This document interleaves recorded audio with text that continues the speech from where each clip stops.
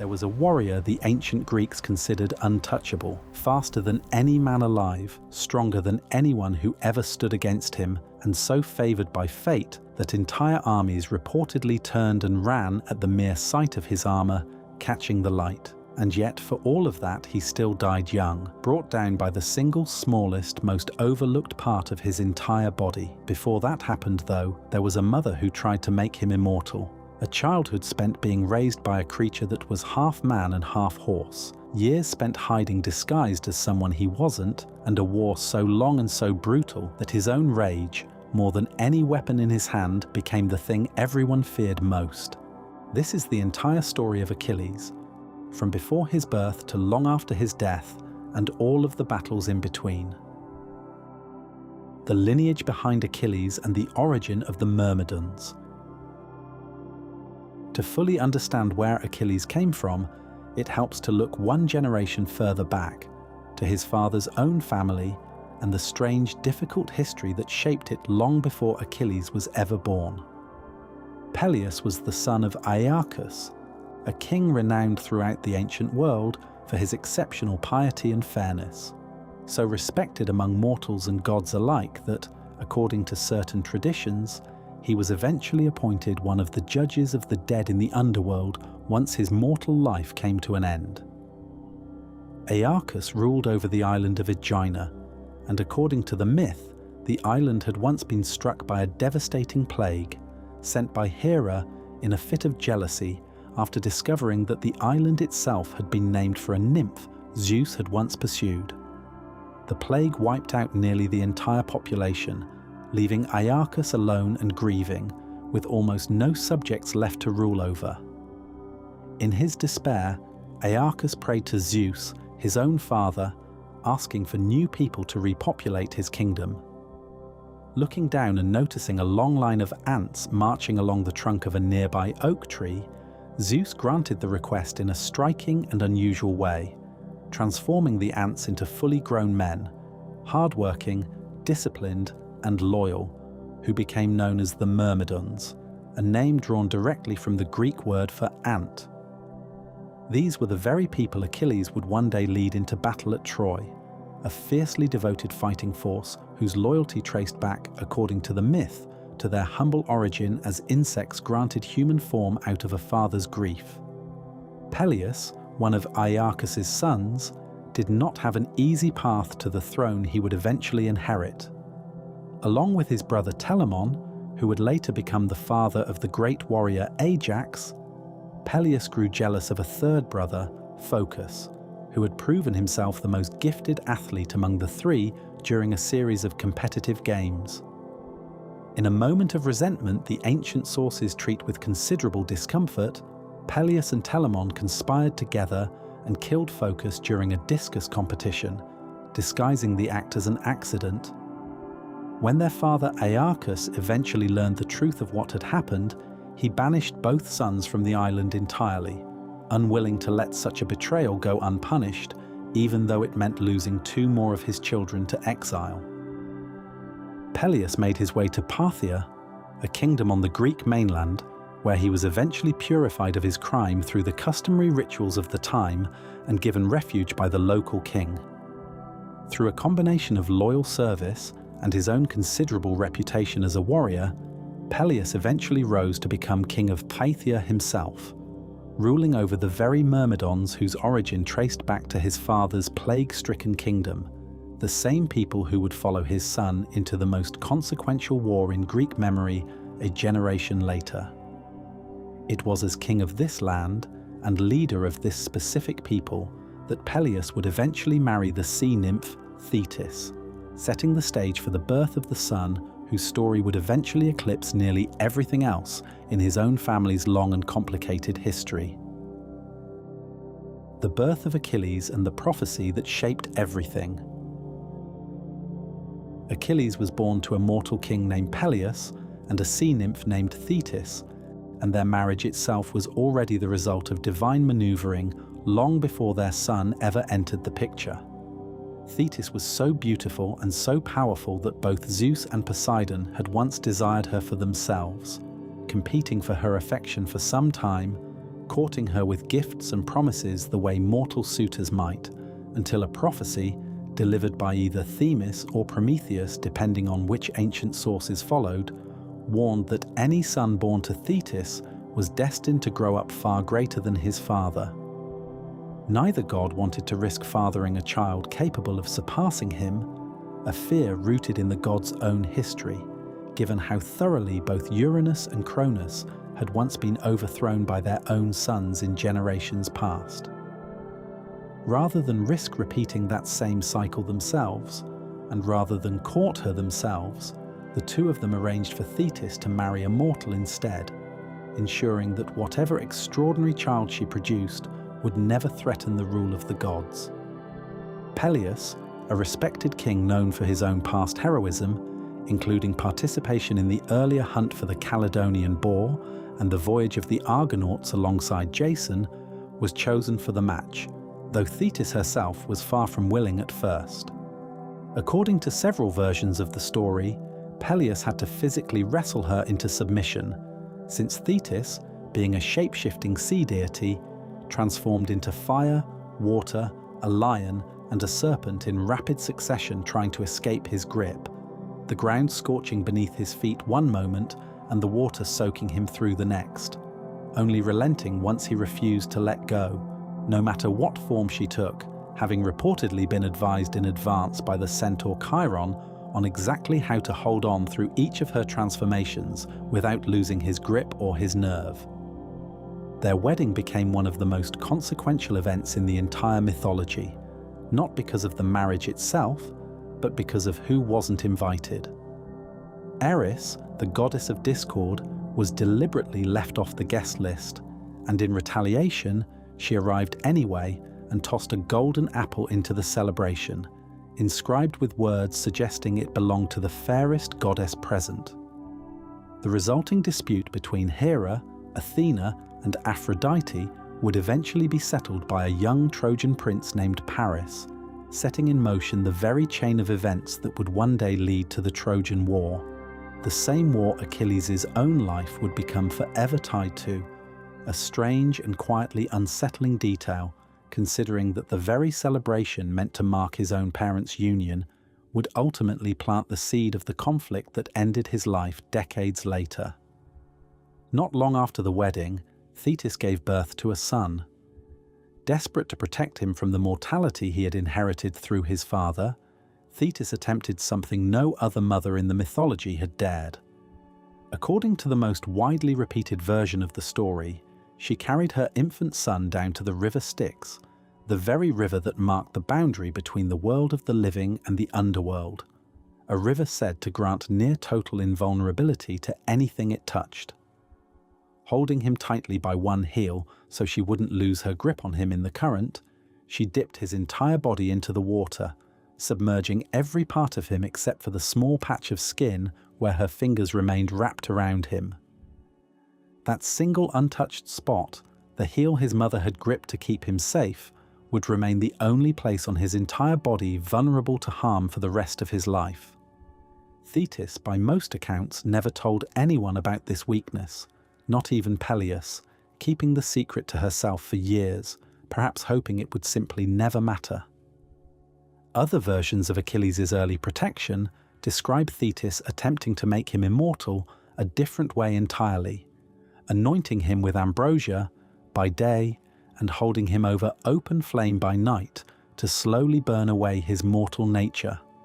a process Pelias reportedly interrupted in horror upon walking in and discovering his infant son held above the fire, screaming, and convinced his wife had lost her mind.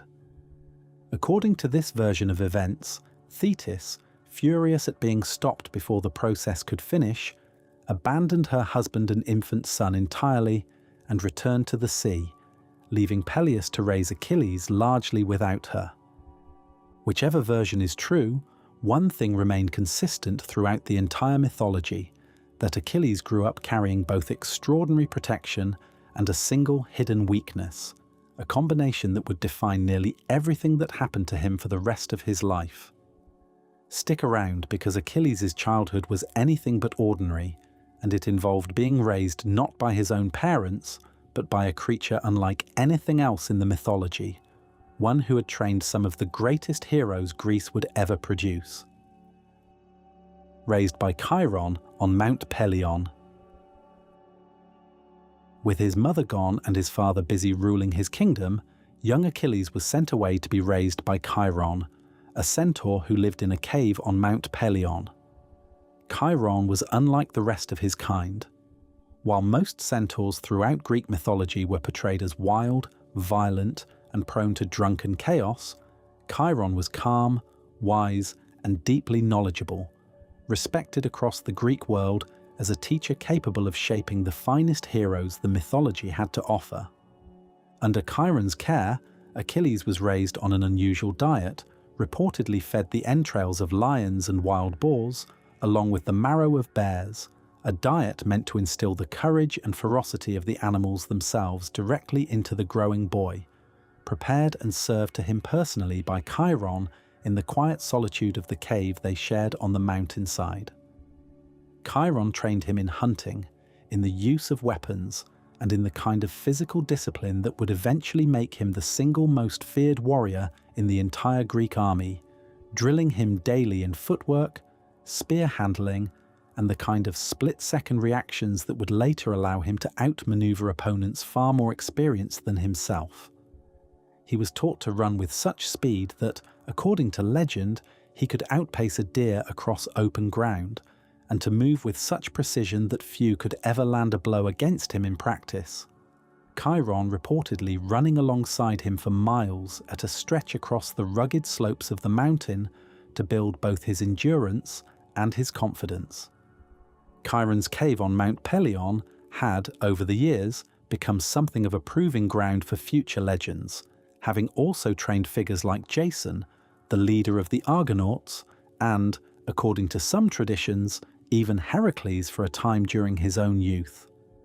Achilles grew up hearing stories of these earlier pupils, understanding from a young age that whatever path lay ahead of him would need to measure up against some of the greatest names already established in Greek memory.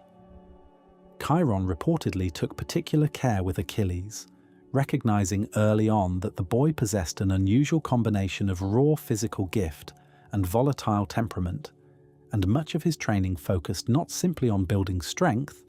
but on trying to instill a sense of discipline and restraint that could hopefully temper the ferocity Achilles seemed to carry within him from birth. But Chiron didn't only train Achilles' body. He also taught him music, medicine, and rhetoric, shaping him into someone capable of more than just violence, someone who understood healing as well as harm, and who could speak persuasively when the moment called for it, rather than relying purely on strength. Achilles was taught to play the lyre, an instrument he reportedly carried with him even years later during the war at Troy, using it to calm himself during quiet moments between battles. Achilles' later skill in tending to wounded companions on the battlefield, a skill he would demonstrate more than once during the war at Troy, was said to trace directly back to what Chiron had taught him during these early years on the mountain, including detailed knowledge of herbs and remedies capable of easing pain and closing wounds that would otherwise have proven fatal. According to several accounts, Achilles was originally named Ligeron at birth, a name that some sources suggest meant something closer to a whining or crying child, a name given, according to certain tellings, in reference to how often he cried as an infant before Chiron ever took him in hand, and only later earned the name Achilles, understood by many ancient writers to mean something closer to grief of the people, or the one who brings pain to an army, a name that would prove remarkably fitting for both the devastation he would cause among the Trojans and the devastation his own eventual loss would cause among the Greeks.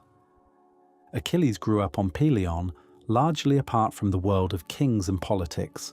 unaware for a long stretch of his childhood of the war that was quietly gathering on the horizon, one that would eventually demand his presence and ultimately claim his life. Word would later reach him, long after he had left Chiron's care, that his old teacher had suffered a devastating and entirely accidental wound of his own, struck by one of Heracles' arrows during an unrelated skirmish, poisoned with the blood of the Hydra, and therefore impossible to heal despite Chiron's own considerable knowledge of medicine. Being immortal, Chiron could not simply die from the wound either, and instead endured unending pain until he eventually agreed to give up his own immortality entirely, trading his place among the undying for release from his suffering, a quiet, sorrowful footnote to the childhood Achilles had once spent under his patient guidance, and one more reminder, among many that would follow throughout his own life, of just how little any degree of strength or wisdom could ultimately protect a person from every misfortune. But before that war could reach him, his mother, still haunted by the prophecy surrounding her son's fate, would make one final desperate attempt to keep him away from it entirely. Hidden on the island of Skyros. As Achilles grew older, word eventually reached Thetis of a prophecy concerning her son's future involvement in the coming war against Troy. According to what she was told, if Achilles joined the Greek expedition, he would win eternal glory and be remembered for all of history, but he would also die young, never living to see old age. If instead he stayed away from the war entirely, he would live a long, quiet, unremarkable life, safe and comfortable, but ultimately forgotten by history once he was gone. This choice, sometimes described as having been offered directly to Achilles himself once he was old enough to understand it, and other times described as a decision Thetis made unilaterally on his behalf without ever telling him the full truth of what she had chosen, would come to define the entire shape of his adult life, regardless of which version is followed. Faced with this choice on her son's behalf, Thetis made a decision without consulting Achilles at all. She took him from Chiron's care and brought him to the island of Skyros, where she arranged for him to be disguised as a young woman and hidden among the daughters of King Lycomedes, hoping that if the Greek forces gathering for war could never find him, he would never be called upon to fight, and would therefore live out a long and ordinary life far from the battlefield. Living among the king's daughters under a disguised identity, Achilles reportedly took the name Pyrrha, meaning something close to the red-haired one, and by most accounts managed to maintain the disguise convincingly for a considerable stretch of time, participating in the same daily routines, weaving, music, and simple domestic tasks as the other young women in the household, all while quietly chafing against the constraints of a life so far removed from the training and physical activity he had grown accustomed to under Chiron's guidance. Some tellings describe him practicing certain movements alone at night when the rest of the household had gone to sleep, unable to fully suppress the instincts and discipline instilled in him during his years on Mount Pelion, and finding the quiet domestic routine of the household increasingly difficult to bear the longer his time in hiding stretched on. According to several versions of the story, Achilles formed a close relationship with one of the king's daughters, Deidamia, during his time in hiding, a relationship that eventually resulted in a son named Neoptolemus, who would himself go on to play a significant role in the later stages of the Trojan War, long after his father was gone. Some versions of the story suggest Deidamia herself was the only person on the island besides her father who ever learned Achilles' true identity, keeping the secret carefully even as their relationship deepened. Meanwhile, the Greek coalition preparing to sail for Troy had learned of a separate prophecy, one stating plainly that Troy could not be taken without Achilles fighting among their ranks. Desperate to locate him, and aware that Thetis had hidden him somewhere specifically to keep him out of the war, the Greek leadership turned to Odysseus, the clever king of Ithaca, already well known for his resourcefulness, to track him down, a mission that carried some irony given that Odysseus himself had once tried, unsuccessfully, to avoid being drafted into the war altogether by feigning madness, ploughing his fields with a mismatched ox and donkey while sowing salt instead of seed, before his own deception was uncovered by a rival who placed his infant son directly in the plough's path, forcing Odysseus to swerve and reveal that his mind was, in fact, perfectly sound. Odysseus travelled to the court of Lycomedes disguised as a travelling merchant, bringing with him a collection of goods to sell, including jewellery, fine fabrics, and other items typically appealing to young women, but also, tucked among them, a selection of weapons and armour. As the king's daughters gathered around to examine the merchant's wares, showing genuine interest in the jewellery and fabrics laid out before them, Odysseus arranged for a war horn to be sounded suddenly nearby, along with the clash of what sounded like an approaching attack. While the king's actual daughters reacted with alarm and confusion, uncertain what was happening, the disguised Achilles reacted instinctively, reaching immediately for the weapons among the merchant's goods rather than fleeing, a reflex that revealed his true identity in an instant, his hand closing around a spear before he had even fully registered what he was doing. Odysseus, satisfied that his trick had worked exactly as intended, revealed himself and explained the situation, that the Greek forces needed him for the coming war, that his skill was considered essential to their eventual victory, and that his own glory and legacy depended on his willingness to join them. Achilles, faced now with the same choice his mother had once tried to make for him in secret, chose to join the expedition, setting aside the quiet, hidden life on Skyros in favour of the war that would ultimately define him, understanding even in that moment that he was choosing the very path his mother had spent years trying to steer him away from, but feeling, as he had been raised to feel since childhood, that a life spent avoiding glory was no life he could truly claim as his own.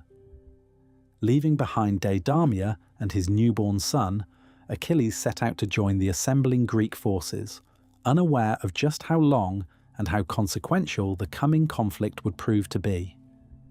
What followed wasn't a quick sail across the sea and straight into battle. Before Achilles ever came face to face with the Trojans defending their city, there was a dark and troubling episode involving his own name being used for a purpose he never actually agreed to, one that would leave a permanent shadow over the entire Greek command structure before a single ship had even left port. The gathering at Aulis and the sacrifice. Before the enormous Greek fleet could set sail for Troy at all, it first needed to gather at a port called Aulis, where the assembled ships found themselves stranded for an extended period, held in place by winds that simply refused to blow in the right direction. No matter how long the army waited, the assembled soldiers growing increasingly restless and demoralized as the days stretched into weeks with no sign of the weather turning in their favour. The prophet Calchas eventually revealed the cause behind the delay, explaining that the goddess Artemis had been offended by Agamemnon, the supreme commander of the expedition, after he had either boasted of his hunting skill in a way that insulted her or killed a deer sacred to her without proper reverence, depending on which version of the story is followed. To appease the goddess and free the winds needed to finally launch the invasion, Calchas explained that Agamemnon would need to sacrifice something deeply personal, his own daughter, Iphigenia. Faced with an impossible choice between his role as a father and his responsibility as the leader of the entire coalition, Agamemnon ultimately agreed to go through with it, though the method used to bring Iphigenia to the camp involved a considerable deception, one that placed Achilles directly and entirely without his knowledge or consent at the centre of the plan. Agamemnon sent word to his wife Clytemnestra back home, claiming that Iphigenia was being summoned to Aulis to be married to Achilles himself, the celebrated young warrior whose reputation had already begun to spread even before the war had properly started. Believing this to be a genuine and honourable match for her daughter, Clytemnestra brought Iphigenia to the camp with real excitement and hope for her future, entirely unaware of the true purpose behind the summons. When Achilles eventually learned that his own name had been used to lure Iphigenia to her death without his knowledge, he was reportedly furious, feeling that his honour and reputation had been exploited for a purpose he never would have agreed to if asked directly. According to several versions of the story, he attempted to intervene on Iphigenia's behalf once the truth came out, confronting Agamemnon and expressing his outrage at being used in such a manner, though ultimately he was unable, or in some tellings unwilling, given the broader pressures of the war effort, to prevent the sacrifice from taking place. What exactly happened to Iphigenia in the end differs, depending on which ancient source is followed. In the most straightforward version, the sacrifice was carried out as planned, and Iphigenia's death allowed the winds to finally shift favourably, permitting the enormous Greek fleet to set sail at last. In another, gentler tradition, Artemis herself intervened at the final moment, replacing Iphigenia with a deer at the very instant the sacrifice was to be carried out, and secretly carrying the young woman away to safety in a distant land, appointing her a priestess in a temple far from Greece, leaving the Greeks to believe the sacrifice had been completed, while Iphigenia herself lived on elsewhere, entirely unaware of the war being fought in her name. Regardless of which version is accepted, the episode left a lasting and bitter mark on the relationship between Agamemnon and his own family, one that would eventually resurface years later, with devastating consequences long after the war at Troy had finally ended, when Clytemnestra, having never forgiven her husband for the loss of their daughter and for the cruel deception used to bring her to Aulis in the first place, would take her own drastic revenge against him upon his eventual return home, a tragedy that unfolded entirely apart from Achilles' own story, but that traced its roots directly back to this same painful episode at the very beginning of the war. For Achilles, the entire affair served as an early and unsettling introduction to just how easily his name and reputation could be used by those around him for purposes entirely beyond his own control, a theme that would resurface again and again throughout the long years of war still ahead of him. With the winds finally favourable and the fleet able to depart, the Greek forces set out at last for Troy, though their very first attempt to reach the city would prove to be a confused and costly mistake before the true war had even properly begun. The mistaken landing and the death of Cygnus. The Greek fleet's first attempt to reach Troy did not go as planned. According to several accounts, an earlier expedition years before had actually landed the Greek forces on the wrong stretch of coastline entirely, mistaking the region of Mysia for Troy itself, an understandable error given how unfamiliar the surrounding coastline was to most of the assembled captains, resulting in a chaotic and pointless battle against local defenders before the mistake was even realised. The fighting that day was fierce despite the confusion over where exactly the army had actually landed, with both sides suffering losses before word finally spread through the ranks that they were nowhere near Trojan territory at all, prompting an embarrassed and hasty withdrawal back to their ships. Achilles himself was said to have wounded the Mysian king, Telephus, during this confused early conflict, driving him back with a spear thrust to the thigh during the fighting, before the Greeks realised they had landed in entirely the wrong territory and withdrew in some disorder. Years later, when the fleet once again attempted to gather for the true journey to Troy, Telephus, still suffering from a wound that had never properly healed, sought out the Greek camp seeking a cure, having been told by an oracle that only the very weapon that had caused his injury could heal it.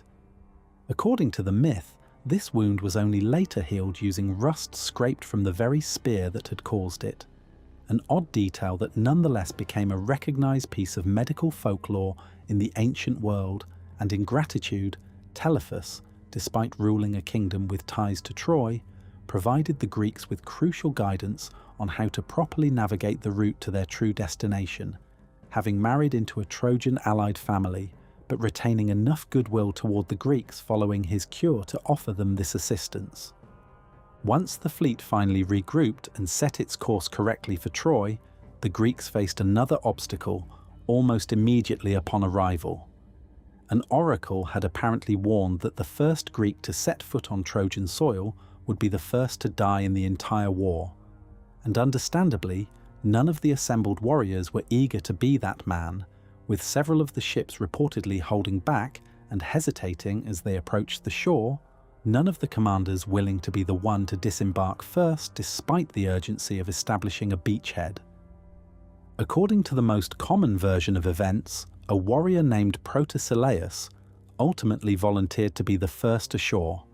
fully aware of the prophecy and willing to accept the personal cost of it for the sake of the larger campaign, leaving behind a new bride, Laodamia, who was said to have been so devastated by his death that she later had a bronze likeness of him made to keep beside her, a small comfort that ancient tradition suggests brought her little real peace before her own death not long after. True to the warning, Penthesilea was killed almost immediately upon landing, cut down by a Trojan defender before the rest of the Greek forces could establish their beachhead. Achilles, witnessing this and unwilling to let the moment further delay the invasion, is said to have leapt from his own ship shortly after, armour gleaming and spear already in hand, and been the first among the remaining warriors to engage the Trojan defenders directly, wading through the shallows toward the beach, while arrows and spears rained down from the defenders gathered along the shoreline above him. Among those defending the shore that day was Cygnus, a son of Poseidon reputed to be entirely invulnerable to ordinary weapons, his skin unable to be pierced by blade or spear, no matter how hard or precisely a blow landed. A reputation that had already made him a considerable obstacle, standing directly between the Greek army and any hope of securing a foothold on Trojan soil, and one that had reportedly discouraged several other Greek commanders from even attempting to challenge him directly before Achilles arrived on the scene. Achilles, finding his usual weapons useless against Cygnus, no matter how many times he struck true, adapted quickly, using his sword instead as a blunt weapon, driving the hilt and the flat of the blade against Cygnus with repeated, relentless force, driving him steadily backward across the sand until, unable to be cut, Cygnus was instead beaten down and eventually strangled using the straps of his own helmet, a resourceful improvisation that would become one of the earliest demonstrations of just how dangerous Achilles could prove, even against opponents who seemed, on paper, entirely unbeatable, adapting in the middle of combat rather than simply retreating once his initial approach had failed. With Cygnus defeated, the remaining Trojan defenders retreated, and the Greek army was able to establish itself firmly on the shore near Troy, driving stakes into the sand to secure their beached ships and setting up the first of what would eventually become a sprawling, semi-permanent camp, beginning what would become a siege lasting an entire decade. Not long after this initial fighting, an event took place that has remained one of the more quietly disturbing footnotes of the entire war. Troilus, one of the younger sons of King Priam of Troy, still a boy by most accounts and not yet considered a full participant in the fighting, was said to have been killed by Achilles during one of the earliest skirmishes near the city walls, an encounter that later artistic traditions frequently depicted as taking place near a well or fountain outside the city walls where Troilus had gone, along with his sister Polyxena, to fetch water or exercise horses, an ordinary errand interrupted by the arrival of the Greek forces. Ancient prophecy had apparently warned that if Troilus lived to adulthood, Troy itself would never fall, and Achilles' killing of him, whether deliberate or incidental, depending on which version of the story is followed, was later remembered as one of the crucial early blows against the city's long-term survival. The details surrounding exactly how the encounter unfolded vary considerably between different ancient sources, and much of it remains difficult to pin down with certainty. But the death of Troilus was consistently treated afterward as a significant and sobering loss for Troy, one that weighed heavily on the royal family for the remainder of the war, and some later traditions suggest it was this very loss, and the sight of his sister Polyxena grieving nearby, that first drew Achilles' attention toward her, a connection that would echo again much later at the very end of his own life. With the beachhead secured and the war now truly underway, the fighting outside Troy's walls would stretch on for years,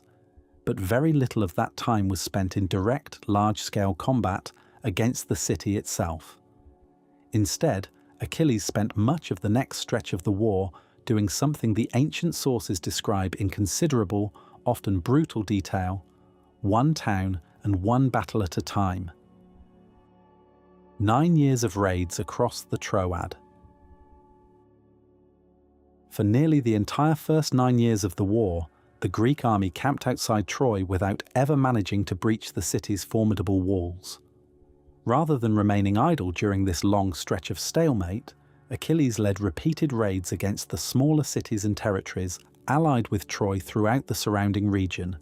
weakening Priam's broader network of support and gathering resources for the Greek war effort at the same time. According to the traditions surrounding this period, Achilles was personally responsible for sacking a considerable number of cities and settlements across the region, some counts putting the number in the double digits, striking at Trojan allies up and down the coast and inland territories nearby. These raids served multiple purposes at once, cutting off supplies and reinforcements that might otherwise have reached Troy, providing plunder and captives that helped sustain the massive Greek force camped on foreign soil for years on end, and steadily building Achilles' own reputation as the single most feared warrior among the entire coalition. Among the most consequential of these raids was the sack of a city called Thebe, ruled by a king named Eetion, who happened to be the father of Andromache, the woman who had married Hector back in Troy itself, a city known for its wealth and for the fine armour its craftsmen produced, armour that Andromache herself had once brought with her as part of her dowry when she left home to marry Hector.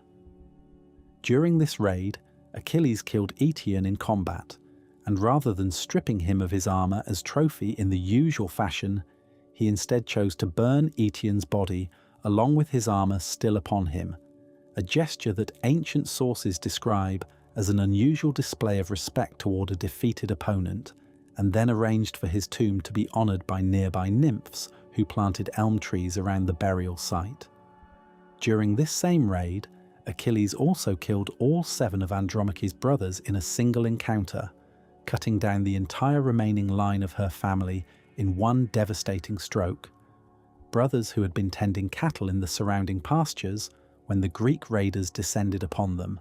an act that would later leave Andromache with no immediate family left in the world beyond her husband and their young son, a loss she speaks of with considerable anguish later in the war once Hector himself is gone as well. It was during these years of raiding that 2 women, whose names would later become central to one of the most consequential disputes of the entire war, first entered the story. During the sack of a city called Lyrnessus, one of the many settlements allied with Troy,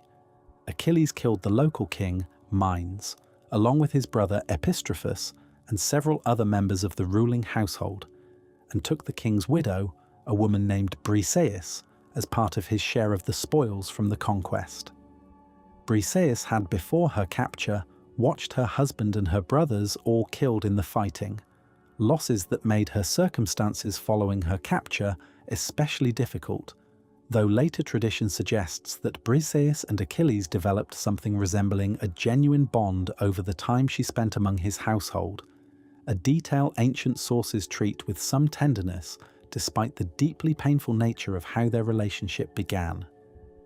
Around this same period, during another raid, this time against the island of Tenedos not far from Troy itself, a woman named Chryseis was taken captive as well, eventually ending up not with Achilles but with Agamemnon, the supreme commander of the entire Greek coalition, as his own share of a different conquest's spoils. Chryseis, it would later be revealed, was the daughter of Chryses, a priest of Apollo serving at a nearby temple, a detail that seemed unremarkable at the time she was taken, but would soon become the spark for one of the most consequential quarrels in the entire mythology. These 9 years, though rarely covered in the same level of dramatic detail as the war's final year, established Achilles' reputation so thoroughly that both the Greeks and the Trojans came to view him as something closer to an unstoppable force of nature than an ordinary warrior. Among his own soldiers, the Myrmidons, a fiercely loyal contingent he commanded personally, tracing their own origin back to his grandfather's transformed ants on Aegina, he was regarded with something close to reverence. Trusted absolutely both in battle and in the long, difficult stretches of waiting between campaigns. Men who had followed him across the sea from Phthia, and who would follow him just as readily into any battle he chose to lead them into, regardless of the odds arrayed against them. Among the Trojans, his name alone was reportedly enough to send certain commanders retreating rather than risk facing him directly, and mothers within the city were said to have used the mere mention of his approach as a way of quieting frightened children during the long years the war dragged on without resolution. But all of that raiding, all of that steadily built reputation, would soon collide directly with the ego and authority of the very commander. Achilles was supposed to be fighting alongside, in a dispute that would bring the entire Greek war effort to a grinding, dangerous halt. The quarrel with Agamemnon. In the 10th and final year of the siege, a plague swept through the Greek camp, killing soldiers and animals alike day after day, with no clear cause and no end in sight. The affliction had actually begun with Chryses, the priest whose daughter Chryseis had been taken captive and given to Agamemnon, arriving at the Greek camp in person, carrying a considerable ransom and pleading for his daughter's release. Agamemnon had refused him outright, according to the accounts speaking to him with open contempt and threatening him if he didn't leave the camp immediately, sending the grieving father away empty-handed and humiliated. Chryses, devastated and furious, walked along the shoreline praying to Apollo, the god he served, asking that the god make the Greeks pay for the disrespect shown to him, calling upon years of faithful service, an offering made at his temple as justification for the god to finally intervene on his behalf. Apollo answered that prayer by descending toward the Greek camp, his bow slung across his shoulder and his arrows rattling ominously with each step, and firing plague-bearing arrows into the ranks, striking down soldiers and pack animals alike for 9 consecutive days, the funeral pyres burning continuously along the shore as the death toll climbed with each passing sunrise. Eventually, the prophet Calchas revealed the source of the affliction. Apollo himself was punishing the Greeks because Agamemnon had refused to return Chryseis, the captive woman taken during the earlier raiding, back to her father, the priest who had come to the Greek camp personally to beg for her release and had been turned away with considerable disrespect. Faced with mounting deaths and pressure from the rest of the army, Agamemnon reluctantly agreed to give up Chryseis. But he refused to do so without compensation, insisting he be given another woman of comparable status in her place to preserve what he considered his rightful honour as the supreme commander of the entire expedition. His eyes settled on Briseis, the woman who had been given to Achilles during the earlier sack of Lionessus. Achilles was furious. To him, this wasn't simply about losing a captive woman, though the loss itself clearly affected him considerably given what later tradition suggests about their relationship. It was about honour, about the principle that a commander could simply seize whatever he wanted from those serving beneath him without consequence, undermining the entire system of reward and respect that held the coalition together in the first place, a system every warrior present had risked his life trusting would hold firm. In a heated public confrontation between the two men, one described in considerable detail by ancient sources, Achilles came close to drawing his sword against Agamemnon directly before restraining himself, reportedly held back at the very last moment by the sudden appearance of the goddess Athena, visible to Achilles alone amid the gathered assembly, invisible to everyone else present, who counselled him to master his anger through words rather than violence, promising him that far greater rewards would eventually come his way if he simply held back for now. Taking her advice, Achilles sheathed his sword and instead delivered a blistering condemnation of Agamemnon's leadership, accusing him of cowardice, greed, and a willingness to take credit for victories he had done little to earn himself, declaring openly before the entire assembled army that he had no personal grievance against the Trojans themselves, that they had never wronged him or stolen anything from him, and that his continued fighting on Agamemnon's behalf had brought him nothing but disrespect in return. Agamemnon, unwilling to back down and equally driven by his own sense of wounded pride, followed through on his demand anyway, sending men to Achilles' tent to formally claim Briseis and remove her from his household. Achilles, though seething with anger, allowed the men to take her without violence, having sworn earlier not to raise his weapon against his own commander, despite everything, though ancient sources describe Briseis herself as leaving Achilles' tent reluctantly and in evident distress, having grown genuinely attached to the household despite the horrifying circumstances under which she had first arrived there. What followed was a decision that would change the entire course of the war. Achilles withdrew from the fighting entirely, refusing to take any further part in the Greek war effort, and pulled his soldiers, the Myrmidons, out of the conflict alongside him. He retreated to his ships and his tent, effectively removing the single most feared and effective warrior from the Greek army at what would prove to be an especially dangerous moment in the war, spending his days instead near the shore, playing his lyre and singing of the deeds of past heroes, watching from a distance as the war he had once been so central to continued on without him. According to the tradition, Achilles' mother Thetis, hearing of her son's humiliation and anger, appealed directly to Zeus on his behalf, asking that the king of the gods allow the Trojans to gain the upper hand in battle for a time, inflicting enough suffering and loss on the Greek forces that Agamemnon would come to fully understand and regret the value of the warrior he had so carelessly disrespected. Zeus, moved by her request and mindful of past favours owed to her, agreed.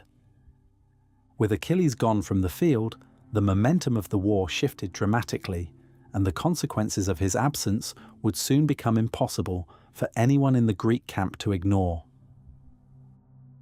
The Greeks suffer without Achilles. With their greatest warrior no longer fighting, the Greek forces began suffering serious losses almost immediately. The Trojan army, emboldened by Achilles' absence and led by Hector, the eldest son of King Priam, and by far the most capable warrior remaining among the Trojan defenders, pushed forward with a confidence and aggression they hadn't shown in years, driving the Greeks steadily backward, closer and closer to their own ships anchored along the shore. Several notable clashes took place during this period, including a lengthy and evenly matched duel between Hector and the massive Greek warrior Ajax, considered second only to Achilles in raw combat ability among the entire Greek coalition. The two men fought for an extended stretch without either gaining a clear advantage, eventually stopping by mutual agreement as darkness fell, exchanging gifts afterward as a gesture of mutual respect rather than continuing what had become an inconclusive and exhausting confrontation, Hector presenting Ajax with a sword, and Ajax presenting Hector in return with a decorated belt, gifts that, unbeknownst to either man at the time, would later play a grim role in both of their eventual deaths. An especially memorable and unusual moment during this stretch of the war involved the Greek warrior Diomedes coming face to face on the battlefield with a Trojan ally named Glaucus. As the two prepared to fight, Diomedes first asked whether his opponent might be a god in disguise, unwilling to risk fighting an immortal after having already wounded two gods earlier in the war, and Glaucus, in response, launched into an account of his own family history, comparing the generations of men to leaves that fall and are replaced each year by new growth. As the two men continued talking, they paused to exchange words further, and in the course of their conversation discovered that their grandfathers had once shared a bond of guest friendship generations earlier, a tradition considered deeply sacred throughout the ancient Greek world, obligating hospitality and mutual protection between the families involved regardless of which side of any later conflict they might find themselves on. Rather than fighting one another, the two men chose instead to set aside their weapons entirely, exchange their own armor as a gesture honoring their family's old connection, and part ways peacefully,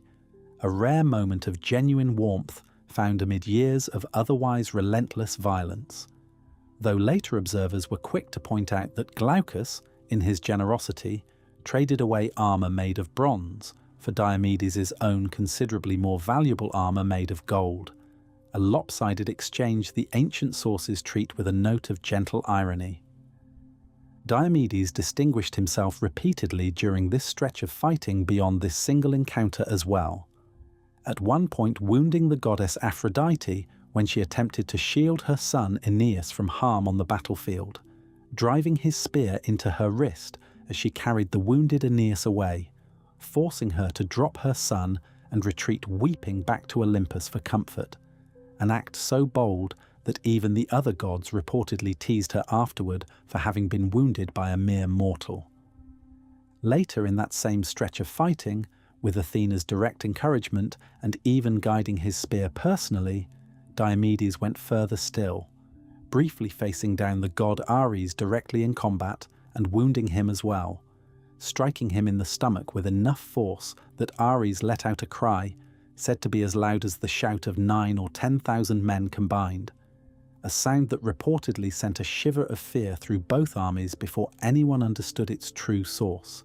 retreating to Olympus in agony and complaining bitterly to Zeus about the indignity of having been struck down by a mortal fighting with a goddess's blessing,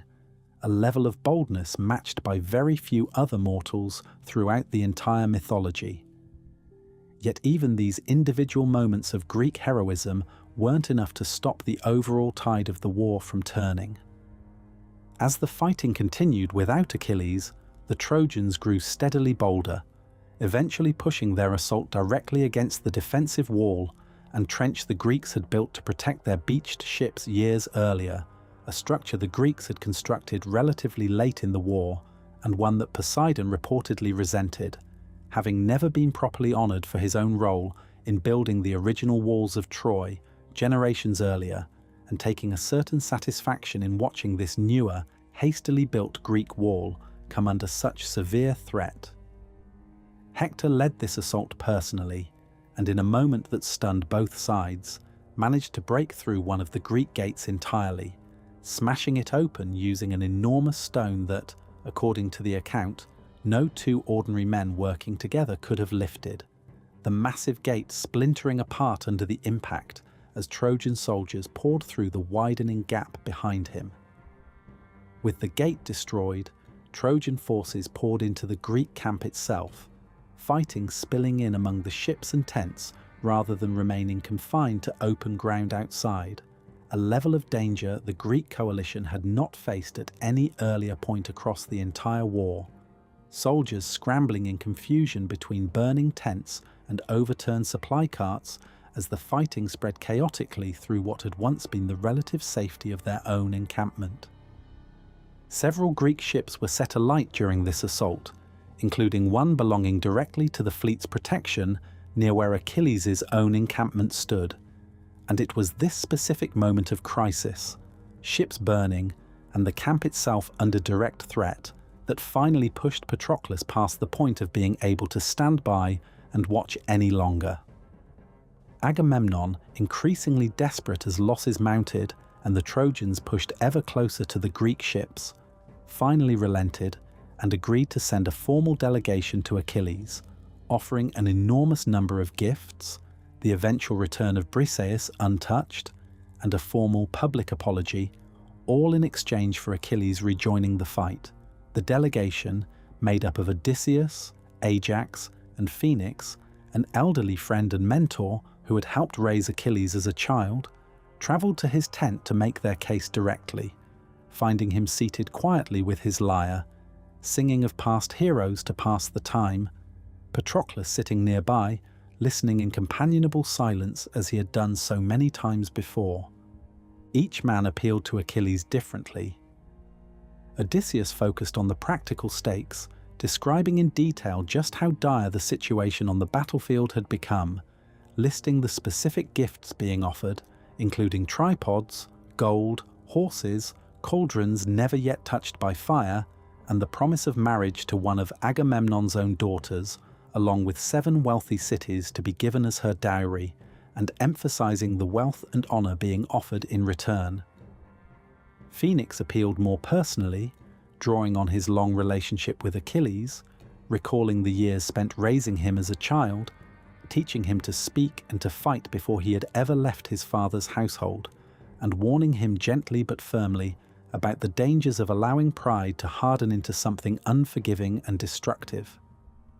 To illustrate his point, Phoenix recounted the story of an earlier hero named Meleager, who had once withdrawn from a battle defending his own city after a bitter dispute with his own family, refusing to fight even as his city came under siege,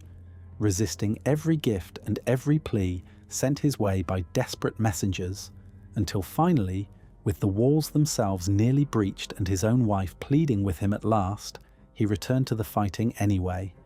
But by then it was too late for any of the earlier, generous rewards to still be offered, since he had waited so long that the gratitude owed to him had curdled into something closer to grudging necessity. Phoenix warned Achilles plainly that he risked the very same fate,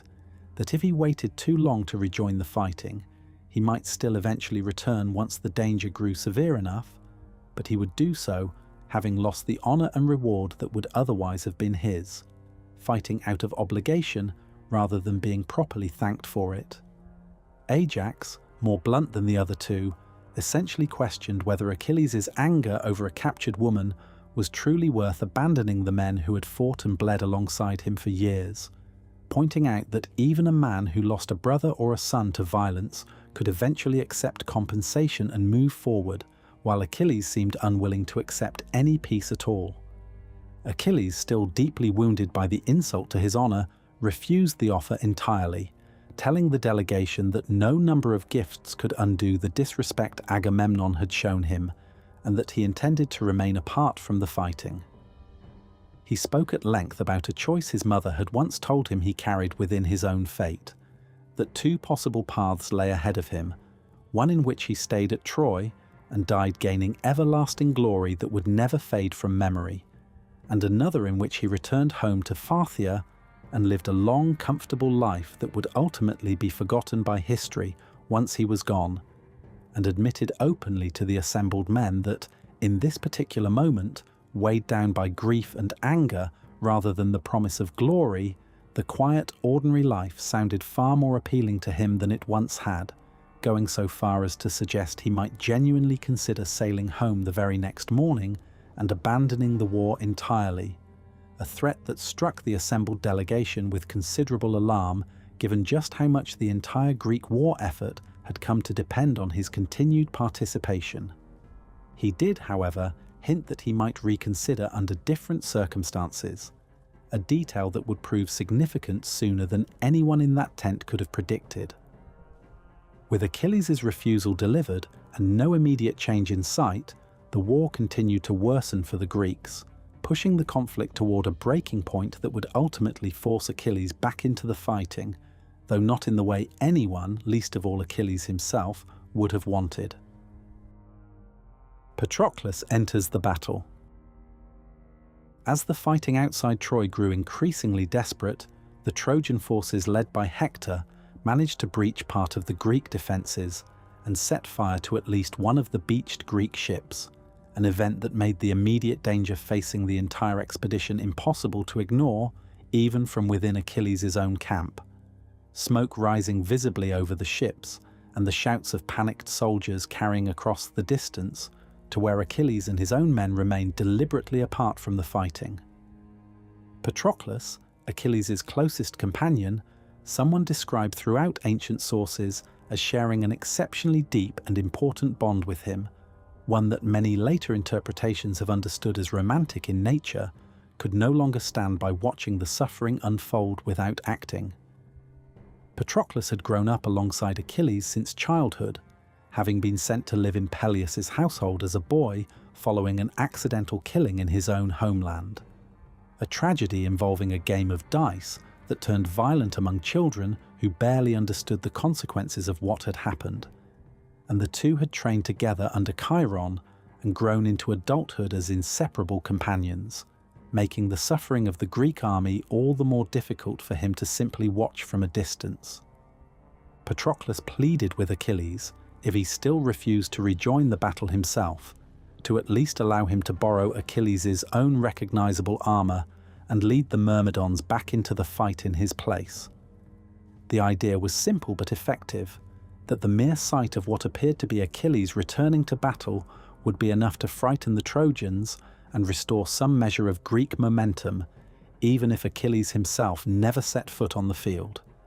Achilles, moved by his companions' pleading and by the worsening situation facing the rest of the army, agreed, though he gave Patroclus a specific warning before sending him out. He instructed him to drive the Trojans back from the ships and relieve the immediate pressure on the Greek camp, but under no circumstances to press the attack any further than that, and especially not to pursue the retreating Trojans all the way back to the walls of the city itself, fearing that doing so would put Patroclus in far greater danger than the situation required, and reportedly adding that he wanted all the glory of ending the war to remain his own once he eventually chose to return to the fighting himself. A request born as much from pride as from genuine concern for his companion's safety, a mixture of motives that Achilles himself likely never fully untangled, even as he spoke the words. Wearing Achilles' armor and leading the Myrmidons into battle, Patroclus achieved exactly the effect Achilles had hoped for. The Trojan forces, believing Achilles himself had rejoined the fight, were struck with fear and began retreating rapidly from the Greek ships, giving up ground they had only recently and painfully won. Patroclus fought with tremendous skill and ferocity during this stretch of the battle, killing a number of notable Trojan and allied warriors, including Sarpedon, a son of Zeus himself, and one of Troy's most valuable allied commanders, leading a contingent of soldiers from Lycia. The death of Sarpedon carried particular weight throughout the fighting, since Zeus himself watched the confrontation unfold from Olympus, reportedly torn over whether to intervene directly and save his own son from the fate approaching him, weighing the possibility against the broader order the gods generally maintained of not directly overriding the fates laid out for mortals and demigods alike,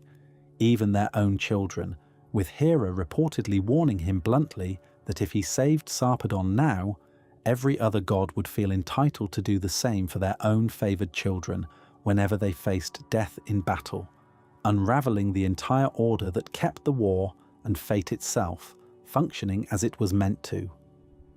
In the end, Zeus allowed the confrontation to proceed without direct interference, weeping tears of blood down onto the battlefield below as a silent expression of his grief, even as he withheld his hand from actually changing the outcome, and Sarpedon fell to Patroclus in combat, though Zeus arranged afterward for the god Apollo to cleanse his son's body and have it carried gently home to Lycia for proper burial by the twin gods Sleep and Death, a small mercy offered in place of the intervention Zeus had ultimately chosen not to make.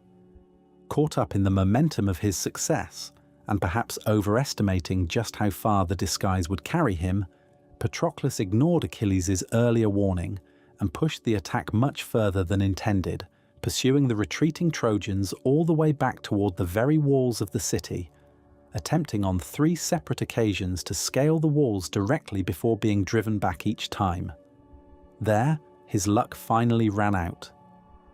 Apollo, favouring the Trojan side throughout much of the war, intervened directly against Patroclus, appearing behind him wrapped in a thick mist so that Patroclus never saw him coming, and struck him hard between the shoulders, stripping away his armour and protection in a single divine blow, loosening his helmet, shattering his spear, and letting his shield fall uselessly to the ground, leaving him stunned, disoriented, and suddenly vulnerable in the middle of enemy territory, exposed and unprotected in a way that would have been unthinkable only moments before. A Trojan warrior named Euphorbus, seizing the opportunity presented by Apollo's intervention, then wounded him further with a well-placed spear thrust to the back, striking and immediately retreating back into the crowd of fighting men rather than risk facing Patroclus directly while he still had any strength left to fight back. Finally, Hector himself, seeing his moment, arrived and delivered the fatal blow, driving his spear into Patroclus's stomach as he stood dazed and bleeding, killing him and claiming Achilles' armor as a prize of considerable significance, both practically and symbolically, standing over the body and declaring that he had believed, wrongly as it turned out, that he was finally facing Achilles himself. With his final breath, Patroclus was said to have warned Hector, much as Hector himself would later warn Achilles in almost identical fashion, that his own death was fast approaching as well, and that it would come specifically at the hands of Achilles, a warning Hector dismissed in the moment with confidence he would soon come to regret entirely. News of Patroclus's death reached Achilles quickly, and what followed would transform not just Achilles' own role in the war, but the entire remaining course of the conflict itself. Achilles' grief and the new armor. The death of Patroclus devastated Achilles in a way nothing else in the entire war had managed to. According to the ancient sources, his grief was described as consuming and immediate, throwing himself to the ground, covering himself in dust and ashes, tearing at his own hair, and crying out with such intensity that his mother Thetis, from beneath the sea, heard his anguish and rose to comfort him, arriving alongside her sister nymphs to find her son collapsed and inconsolable, his companions standing nearby, afraid to leave him unattended for fear he might try to harm himself in his grief. His cries were said to have carried so far and so clearly across the water that his mother recognized the sound of his voice from the depths of the sea before she had even fully surfaced to see what had happened, rising quickly with her sister nymphs at her side, all of them wailing in sympathy before they had even reached the shore or learned the full details of what had caused such anguish in her son. Thetis reminded her son, gently but plainly, of the choice she had once made for him back on Skyros, the prophecy stating that he could live a long, quiet life if he stayed away from the war entirely, or die young while earning eternal glory if he chose to fight, watching him carefully as she spoke, already knowing in her heart which path he was about to choose, regardless of anything she might say to try and change his mind. Achilles, now consumed by grief and an overwhelming need for revenge against Hector, told his mother plainly that he no longer cared about the length of his own life, that nothing mattered now except avenging his closest companion, even if doing so meant his own death would follow soon after, declaring that he wished he had never been born at all if it meant sparing Patroclus from a death that had, in his own mind, resulted directly from his decision to remain apart from the fighting for so long. There was, however, an immediate obstacle standing in the way of Achilles rejoining the fight. His own armor, the very armor Patroclus had been wearing when he died, was now in the possession of Hector, who had claimed it as a trophy after the battle. Without armor of his own, Achilles couldn't simply charge back into the fighting. Thetis, determined to see her son properly equipped, travelled to Hephaestus, the god of the forge, and asked him to craft an entirely new set of armor for Achilles. Hephaestus, who owed Thetis a debt of gratitude from years earlier when she had cared for him following his own fall from Olympus, agreed without hesitation, setting to work immediately on what would become one of the most detailed and celebrated pieces of craftsmanship described anywhere in the ancient mythology. The new shield alone was described in extraordinary detail, layered in bronze, tin, silver, and gold, and decorated with scenes representing the whole of human life laid out across its surface in careful, deliberate rings. At its centre sat the earth itself, along with the sky, the sea, the sun, the moon, and the constellations turning endlessly overhead. Around this, Hephaestus depicted two cities, one at peace, where a wedding procession moved through the streets accompanied by music and dancing, and where elders sat in judgment settling a dispute over a fine owed for a man's death, and another at war, surrounded by two opposing armies, one preparing an ambush along a riverbank while the other defended its walls, cattle being driven off amid the chaos of the fighting. Beyond the two cities, the shield showed a field being ploughed for planting, followed by a harvest scene with labourers cutting grain under a king's watchful eye, and further still, a vineyard heavy with grapes, young dancers celebrating the bounty of the season nearby. Herds of cattle were shown being attacked by lions near a riverbank, shepherds and dogs struggling to drive the predators away,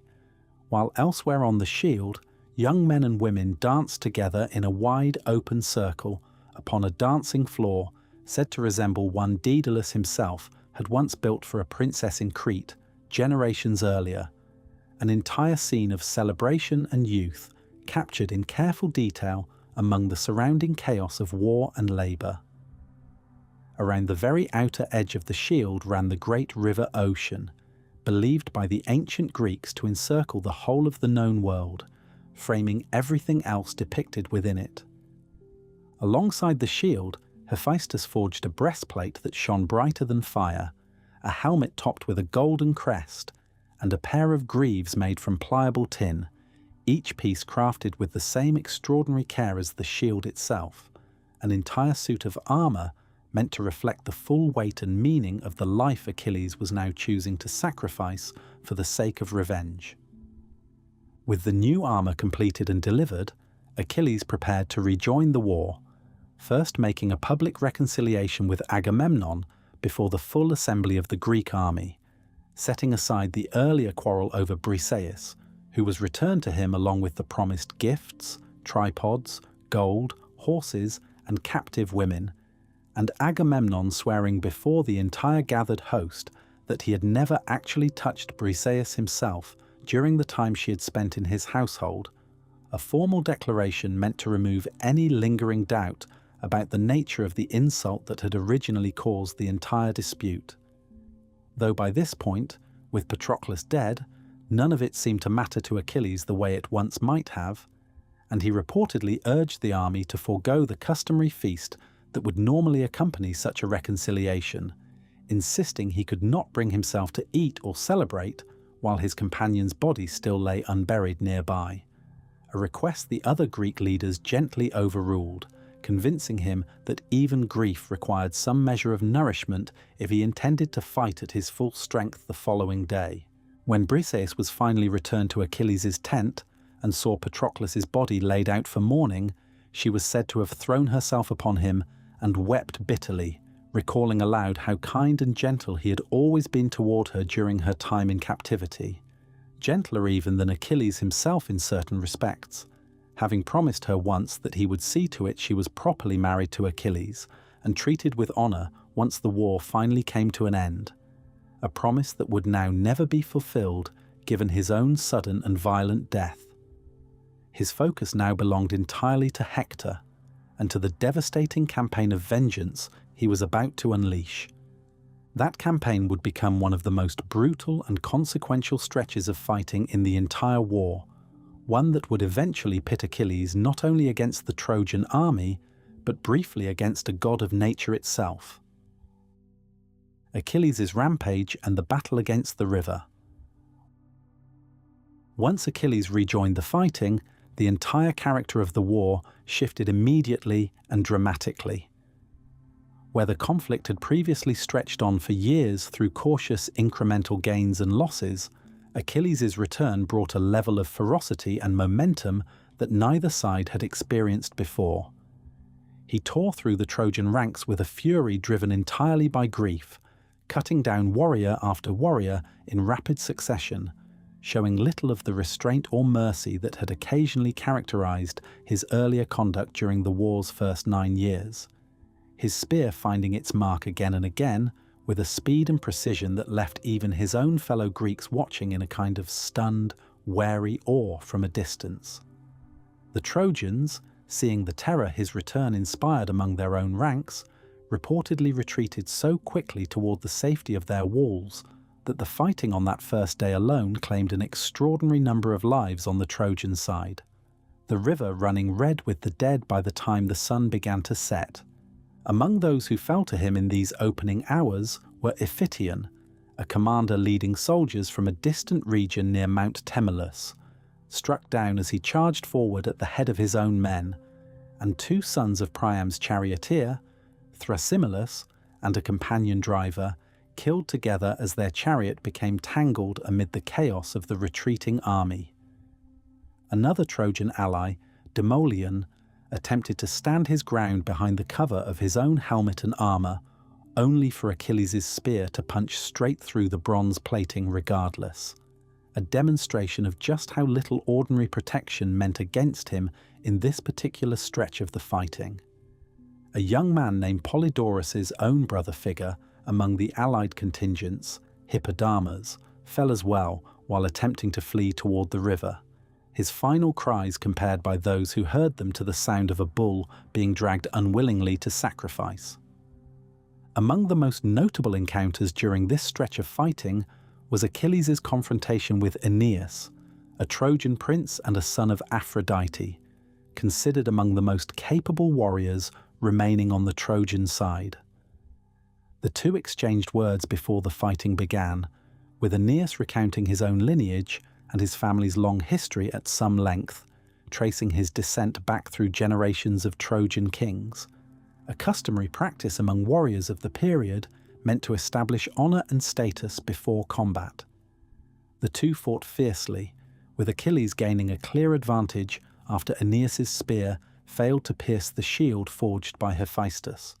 the bronze ringing loudly under the impact without ever giving way, before the god Poseidon, despite generally favouring the Greek side throughout the war, intervened to save Aeneas from death, wrapping the battlefield briefly in mist and lifting Aeneas away to safety, recognising that Aeneas was fated to survive the war and found a new lineage far from Troy, a destiny the gods were unwilling to see, cut short prematurely, no matter how the battle around him unfolded.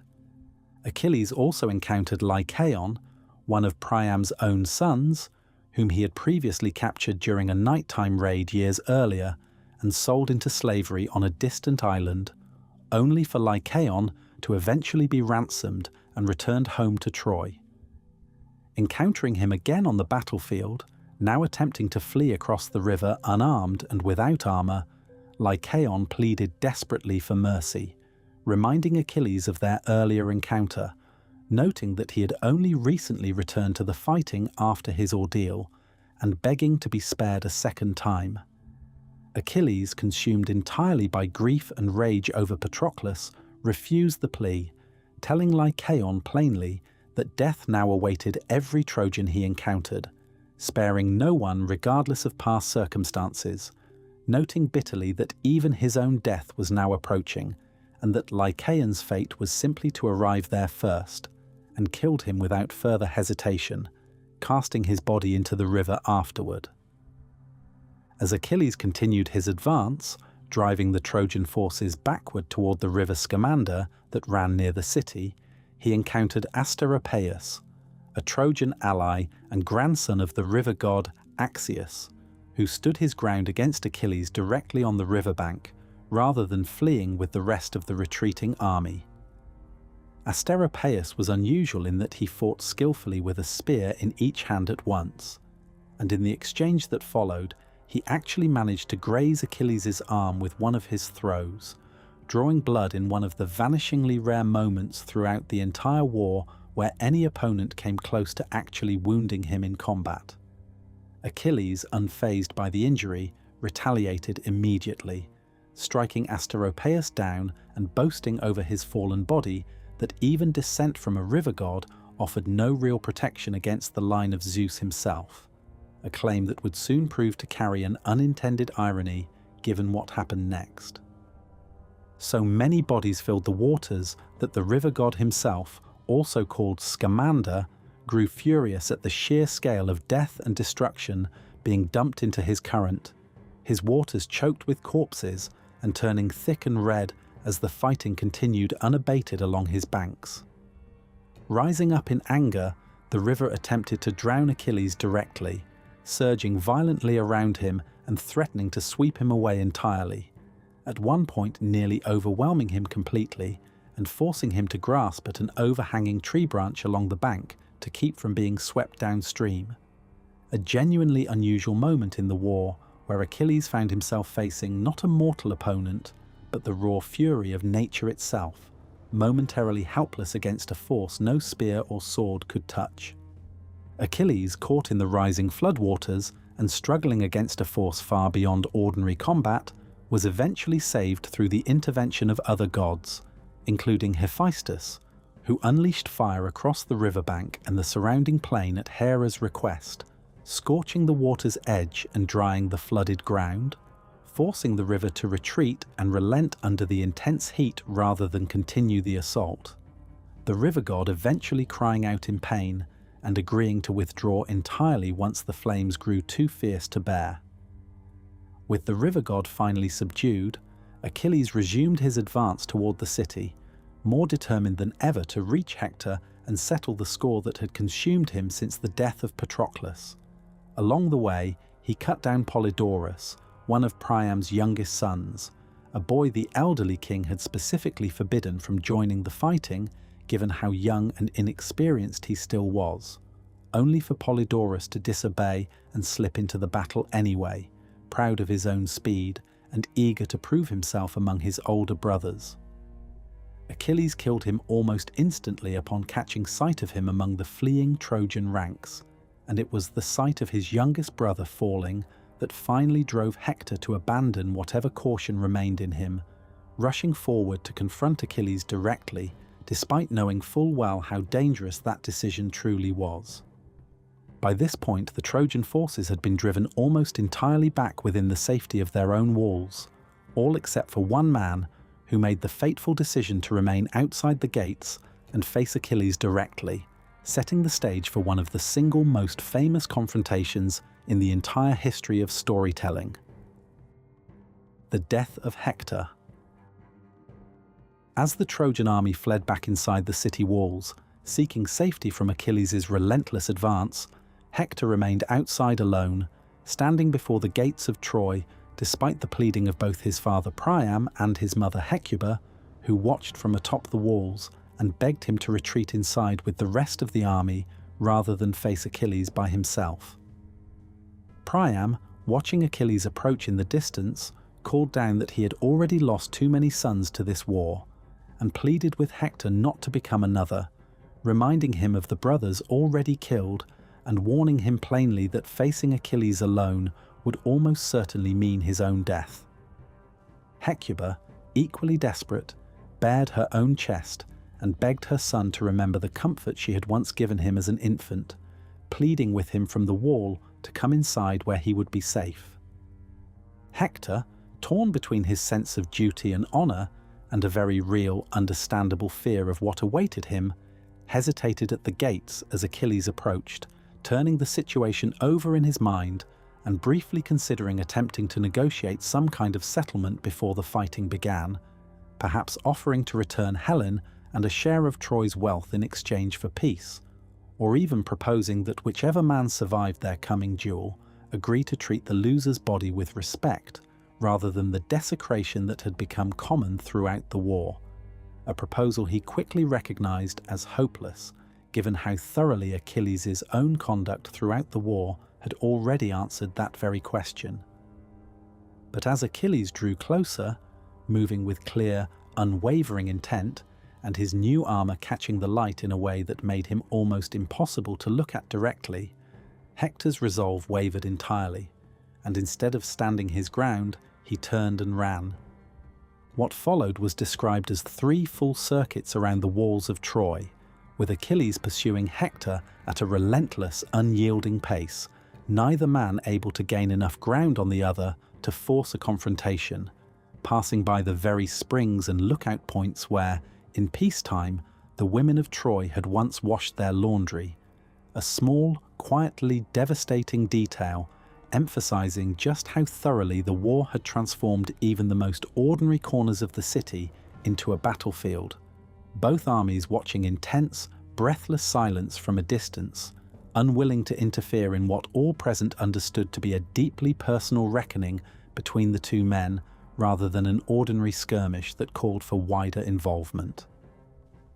Watching from Olympus, Zeus himself briefly considered intervening to spare Hector's life, weighing his fate on the same golden scale used elsewhere in the war to determine outcomes between combatants, watching the two pans dip and rise as the assembled gods looked on in tense silence, but ultimately allowed the scale to tip in Achilles' favour,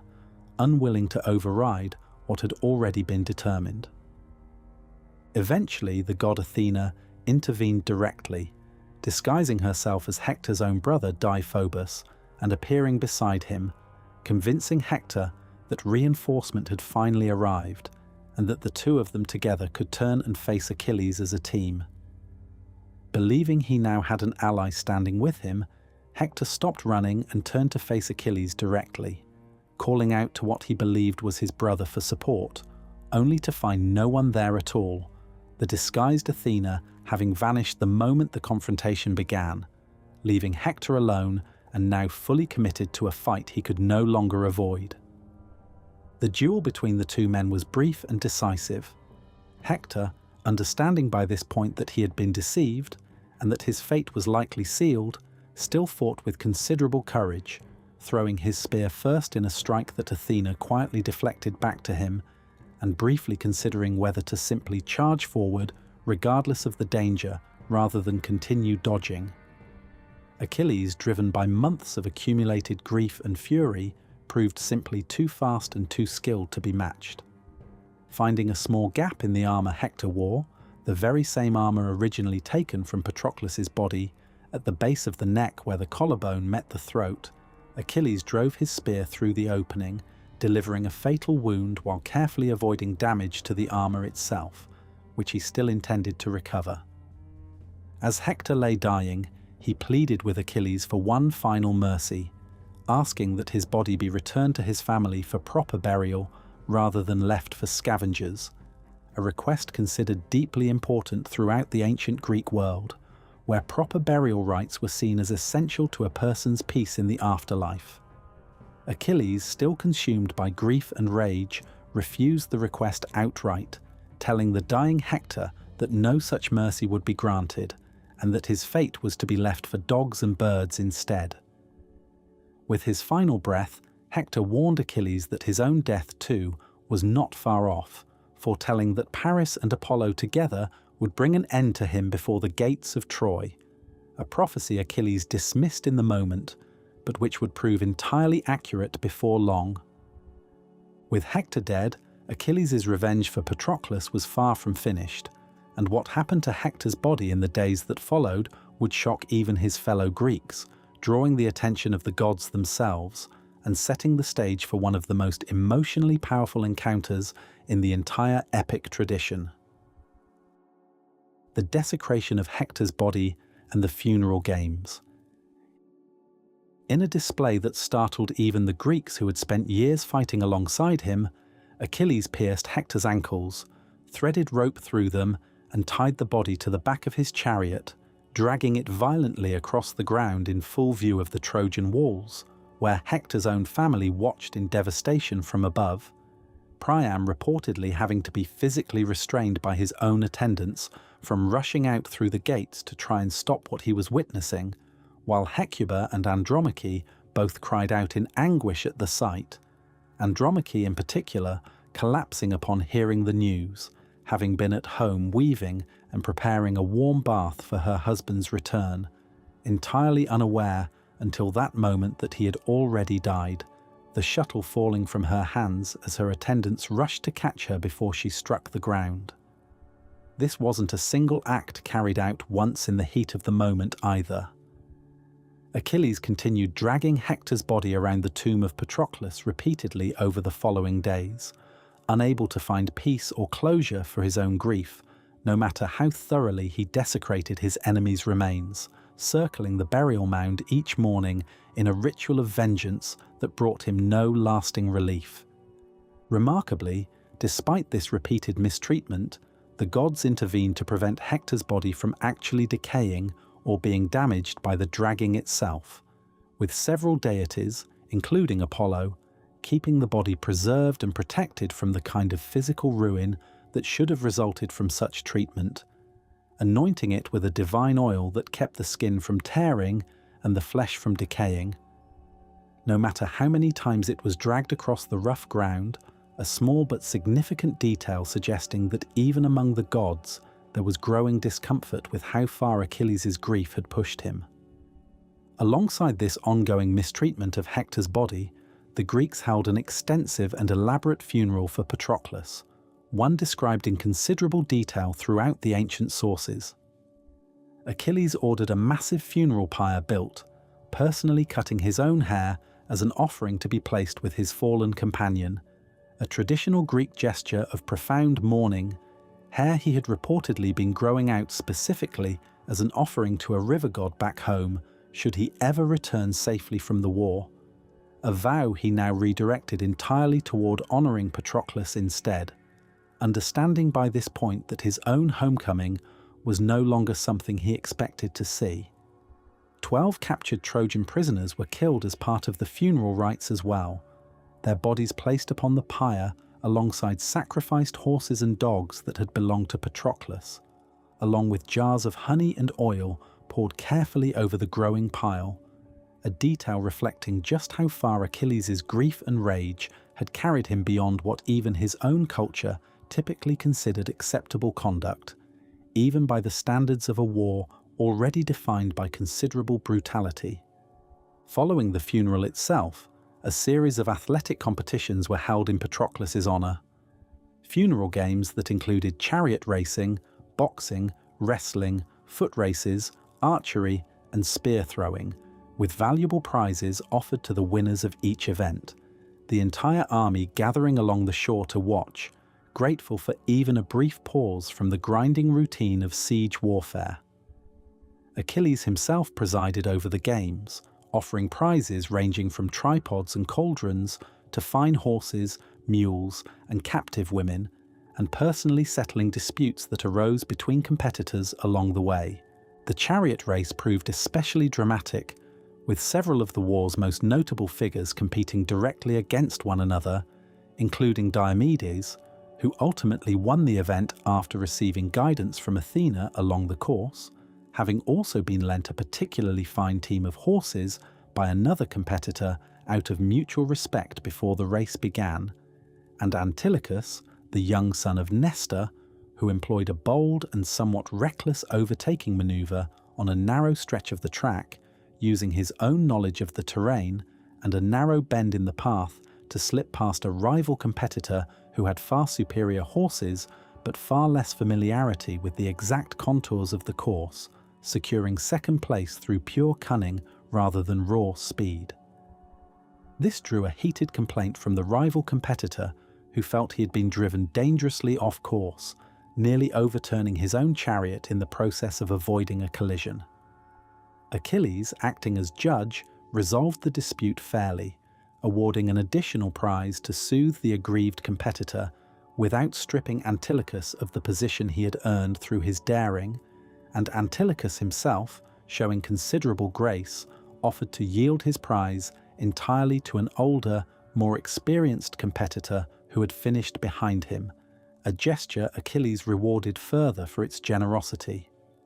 The boxing match saw two Greek warriors, Epeius, a skilled craftsman better known for his strength than his fighting reputation, and Euryalus, a somewhat more seasoned combatant, face off in a bruising, closely fought contest, ending only when Epeius struck Euryalus cleanly enough to be lifted off his feet entirely, requiring his companions to carry him from the field, still dazed from the blow, while Epeius himself, though victorious, admitted afterward that he was far better suited to crafting things with his hands than fighting with them,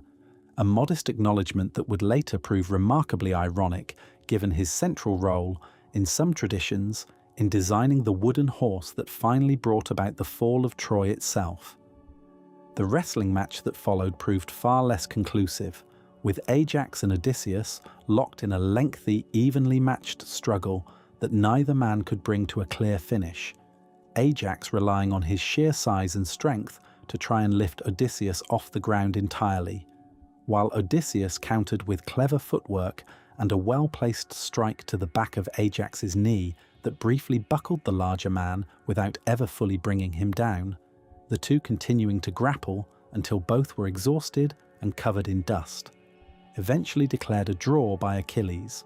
who split the prize evenly between them rather than risk further injury to either man for the sake of settling an unclear outcome. A foot race followed, won narrowly by Odysseus after Athena, favouring him as she often did throughout the war, caused a competing runner to slip and fall in wet ground left over from Patroclus's own funeral rites, allowing Odysseus to cross the finish line first despite trailing for most of the race. Further competitions in archery and spear throwing rounded out the games, the archery contest involving a dove tied by its leg to a mast, with the first competitor's arrow merely severing the cord that held the bird rather than striking it directly, sending it flying free, while the second archer, seeing the bird now loose in the open air, called upon Apollo for guidance and managed to strike it cleanly mid-flight, earning the greater share of the prize despite his rival's technically respectable first attempt. The spear-throwing competition that followed proved almost anticlimactic by comparison, with Agamemnon himself stepping forward to compete, only for Achilles to halt the contest before it properly began, declaring that Agamemnon's skill and reputation with a spear were already so well established across the entire army that no further demonstration was necessary, awarding him the top prize outright as a gesture of the very respect and reconciliation the two men had only recently managed to rebuild between them. Each contest offered its own moment of tension and reward before the day of remembrance for Patroclus finally came to a close, and the army's attention turned back once more toward the ongoing war and the unresolved matter of Hector's body still lying, mistreated, near Achilles' own tent. Despite this brief pause and the elaborate honours paid to his fallen companion, Achilles' treatment of Hector's body continued in the background, an unresolved cruelty that the gods themselves eventually grew unwilling to allow to continue indefinitely. What happened next would become one of the single most moving moments in the entire mythology, one built not on combat or revenge, but on an old man's desperate, courageous act of grief. Priam's plea for his son's body. As Achilles continued dragging Hector's body day after day, the gods on Olympus grew increasingly troubled by his refusal to allow the fallen Trojan prince the basic dignity of proper burial. Zeus himself eventually intervened directly, sending the goddess Iris to instruct King Priam to travel personally into the Greek camp under the cover of night to appeal to Achilles directly and offer a substantial ransom in exchange for his son's body. This was an extraordinarily dangerous undertaking for an elderly king to attempt alone, travelling directly into the camp of the very man who had killed so many of his sons and had spent days publicly desecrating the body of his eldest and most beloved child. Priam, however, determined to see his son properly honoured regardless of the personal risk, gathered a considerable ransom from his own treasury, including fine robes, gold and bronze, loaded it onto a cart and set out with only a single elderly herald accompanying him over the strong objections of his wife Hecuba, who begged him not to go, fearing she would lose her husband as well as her son if he ventured alone into the camp of the man who had killed so many of their children already, going so far as to say that if she had the chance, she would gladly tear into Achilles herself out of sheer grief and fury for everything he had taken from her family, a raw and understandable outburst that Priam gently set aside as he continued preparing for the journey regardless. Along the road, Priam encountered a young man who introduced himself as one of Achilles' own attendants, who was in truth the god Hermes in disguise, sent by Zeus to guide the elderly king safely and unseen directly to Achilles' own tent. Hermes lulled the Greek sentries at the camp's perimeter into a deep sleep as they passed, allowing Priam to enter entirely undetected, and Hermes revealed his true identity only once they had safely reached Achilles' tent, wishing the old king courage before departing back to Olympus. Arriving before Achilles, Priam did something no one else in the entire war had dared to attempt. Rather than approaching with anger, threats, or even simple pleading, the elderly king knelt before Achilles and kissed his hands, the very hands responsible for killing so many of his own children, hands still stained with the memory of every son he had lost to this long and brutal war, and asked him directly to think of his own father, Pelias, waiting far away and likely fearing he would never see his son again. Priam described his own suffering as a father who had already lost so many sons to this war, noting that he alone had once had 50 children and now had only a handful remaining, and asked, with what the ancient sources describe as considerable dignity despite his desperate circumstances, for the simple mercy of being allowed to bury his own child properly. Achilles, hearing this appeal, was moved deeply, reportedly weeping alongside Priam, as both men allowed themselves, briefly, to grieve openly together, one for a father he hadn't seen in years and feared losing forever, and the other for the beloved son he had just lost forever, the two of them sitting quietly across from one another for a time, each privately marvelling at the other's capacity to endure such enormous loss. Achilles gently lifted the old king from the ground, seating him beside himself, and the two spoke quietly for a time, Achilles reflecting on the nature of grief and loss, and acknowledging aloud that suffering seemed to be woven permanently into the fate handed to every mortal, sparing no one, regardless of how much glory or favour from the gods they might otherwise carry through life. Achilles agreed to release Hector's body, accepting the ransom Priam had brought, and even offering him hospitality for the night,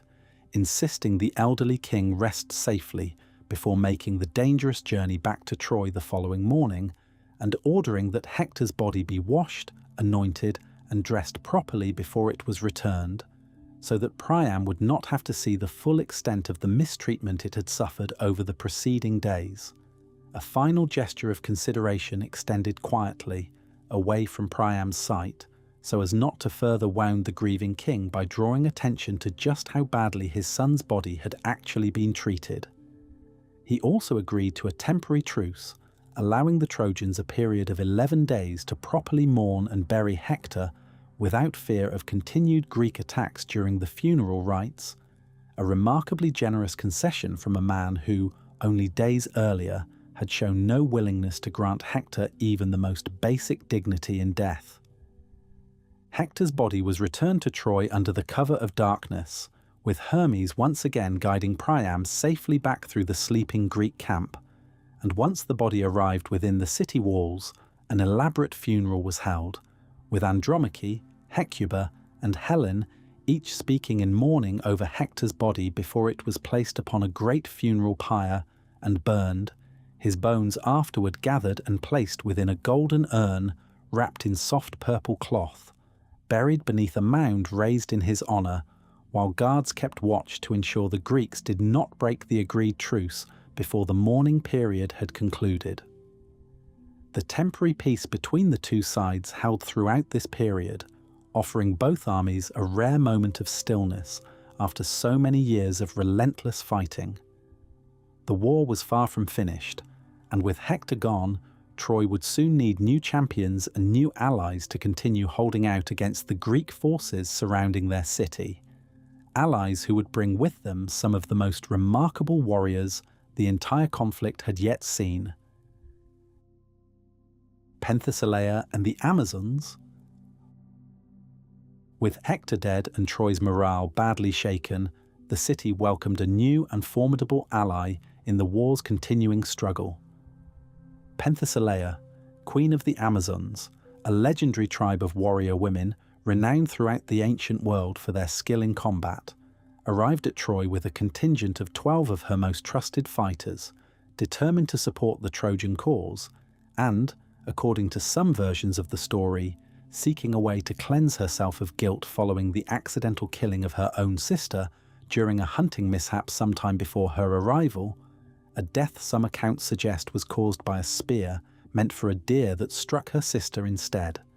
A tragedy that left Penthesilea desperate for a chance at some form of purification through honourable combat, believing that death in a worthy cause might finally free her from the grief and guilt that had followed her ever since. Penthesilea proved to be an extraordinarily capable warrior, leading her forces into battle with skill and ferocity that pushed the Greek lines back considerably, reinvigorating Trojan hopes that the war might yet turn back in their favour despite the loss of Hector. Priam himself welcomed her arrival with genuine relief, and for a time her presence on the battlefield genuinely threatened to shift the momentum of the entire conflict, cutting down a number of notable Greek warriors during the fighting and rallying the demoralized Trojan forces around her leadership, driving them briefly all the way back toward their own ships in a manner that echoed, if only for a short while, the successes Hector himself had once achieved. Eventually, however, Penthesilea's path crossed directly with Achilles himself, and the two engaged in single combat amid the chaos of the surrounding battle, their confrontation described as fierce and closely matched for a time, Penthesilea's speed and skill with a spear proving genuinely difficult even for a warrior of Achilles' reputation to counter immediately. Despite her considerable skill, Penthesilea proved ultimately unable to match Achilles, who killed her in the confrontation, driving his spear through her in a decisive and fatal blow that passed through both her and the horse she rode into battle in a single strike. What happened immediately afterward has remained one of the more emotionally complicated moments associated with Achilles throughout the entire mythology. As he removed her helmet following her death, seeing her face fully for the first time, Achilles was struck with an overwhelming and unexpected wave of sorrow and something resembling attraction,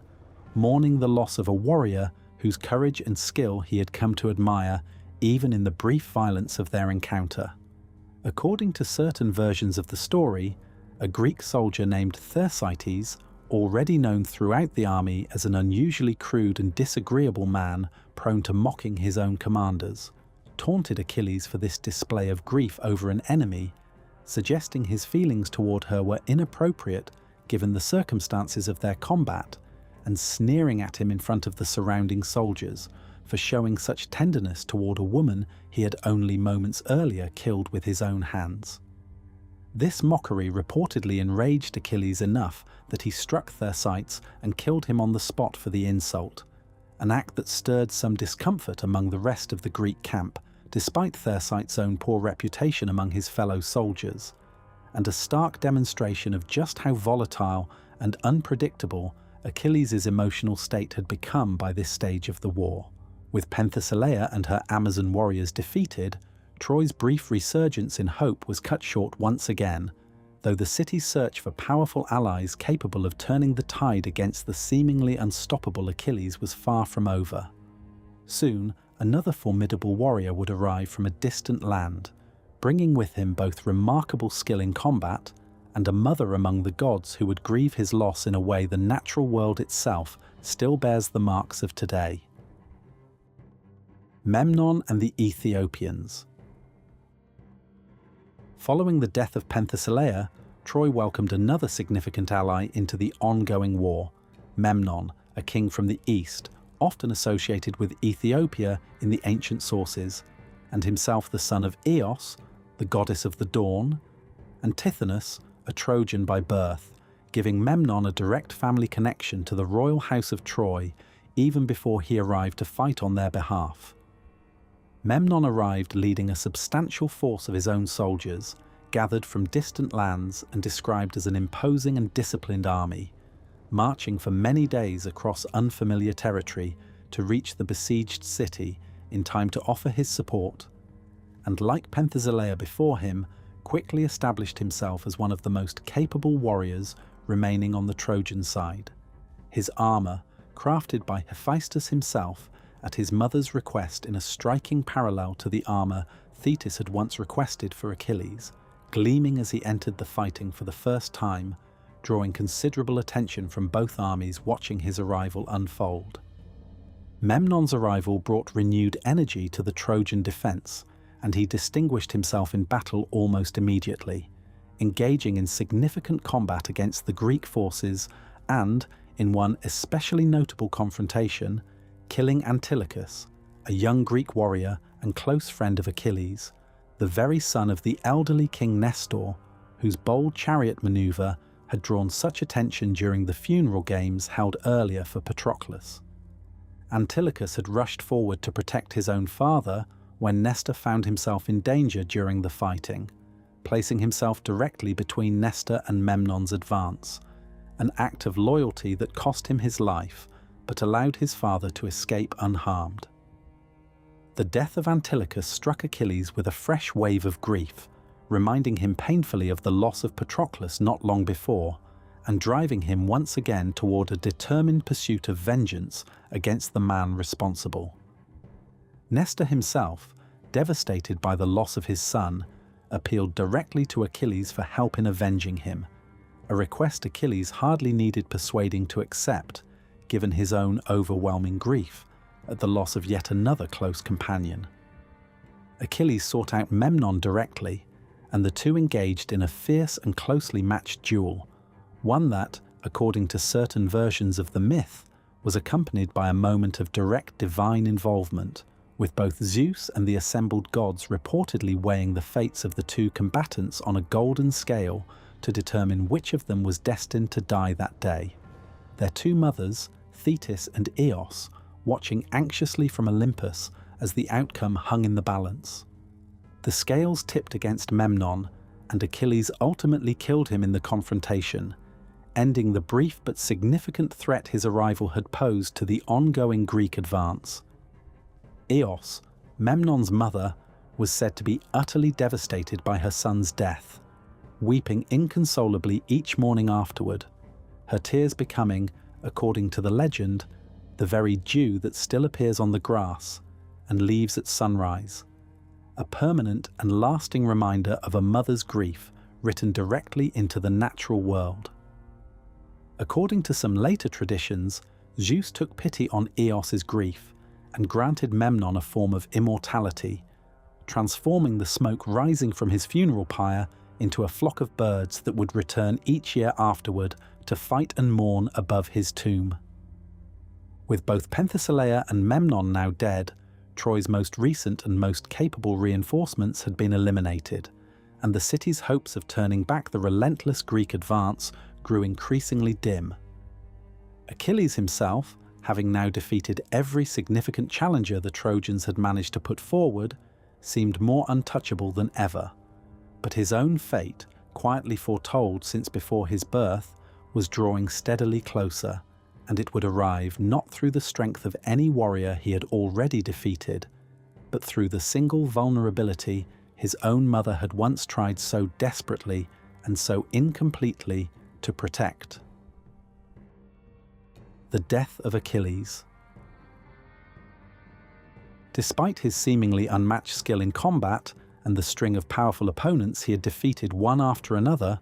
Achilles' own death had been foretold since before his birth, and the war was steadily approaching the moment when that fate would finally catch up with him. Several ancient sources suggest that Achilles himself had grown increasingly aware of just how close his own death had come, particularly following his mother's earlier warnings and the dying words Hector had spoken to him at the moment of his own death, foretelling that Paris and Apollo together would end Achilles' life before the gates of Troy. According to the most widely accepted version of events, Achilles met his end near the Scaean Gates, one of the main entrances into the city of Troy, in a confrontation involving Paris, the very Trojan prince whose earlier choice regarding the golden apple had helped set the entire war in motion to begin with. Some traditions place the moment during a lull in the fighting, with Achilles approaching the gates either in pursuit of retreating Trojan soldiers or, according to a separate and considerably more romantic tradition, drawn there by an arranged meeting at the temple of Apollo Thymbraeus just outside the city walls, where Achilles had reportedly gone under a temporary truce to discuss terms of marriage to Polyxena, one of Priam's daughters, whom he had reportedly become taken with after glimpsing her during the earlier truce surrounding Hector's funeral. In this version of the story, the supposed marriage negotiation was never sincere at all,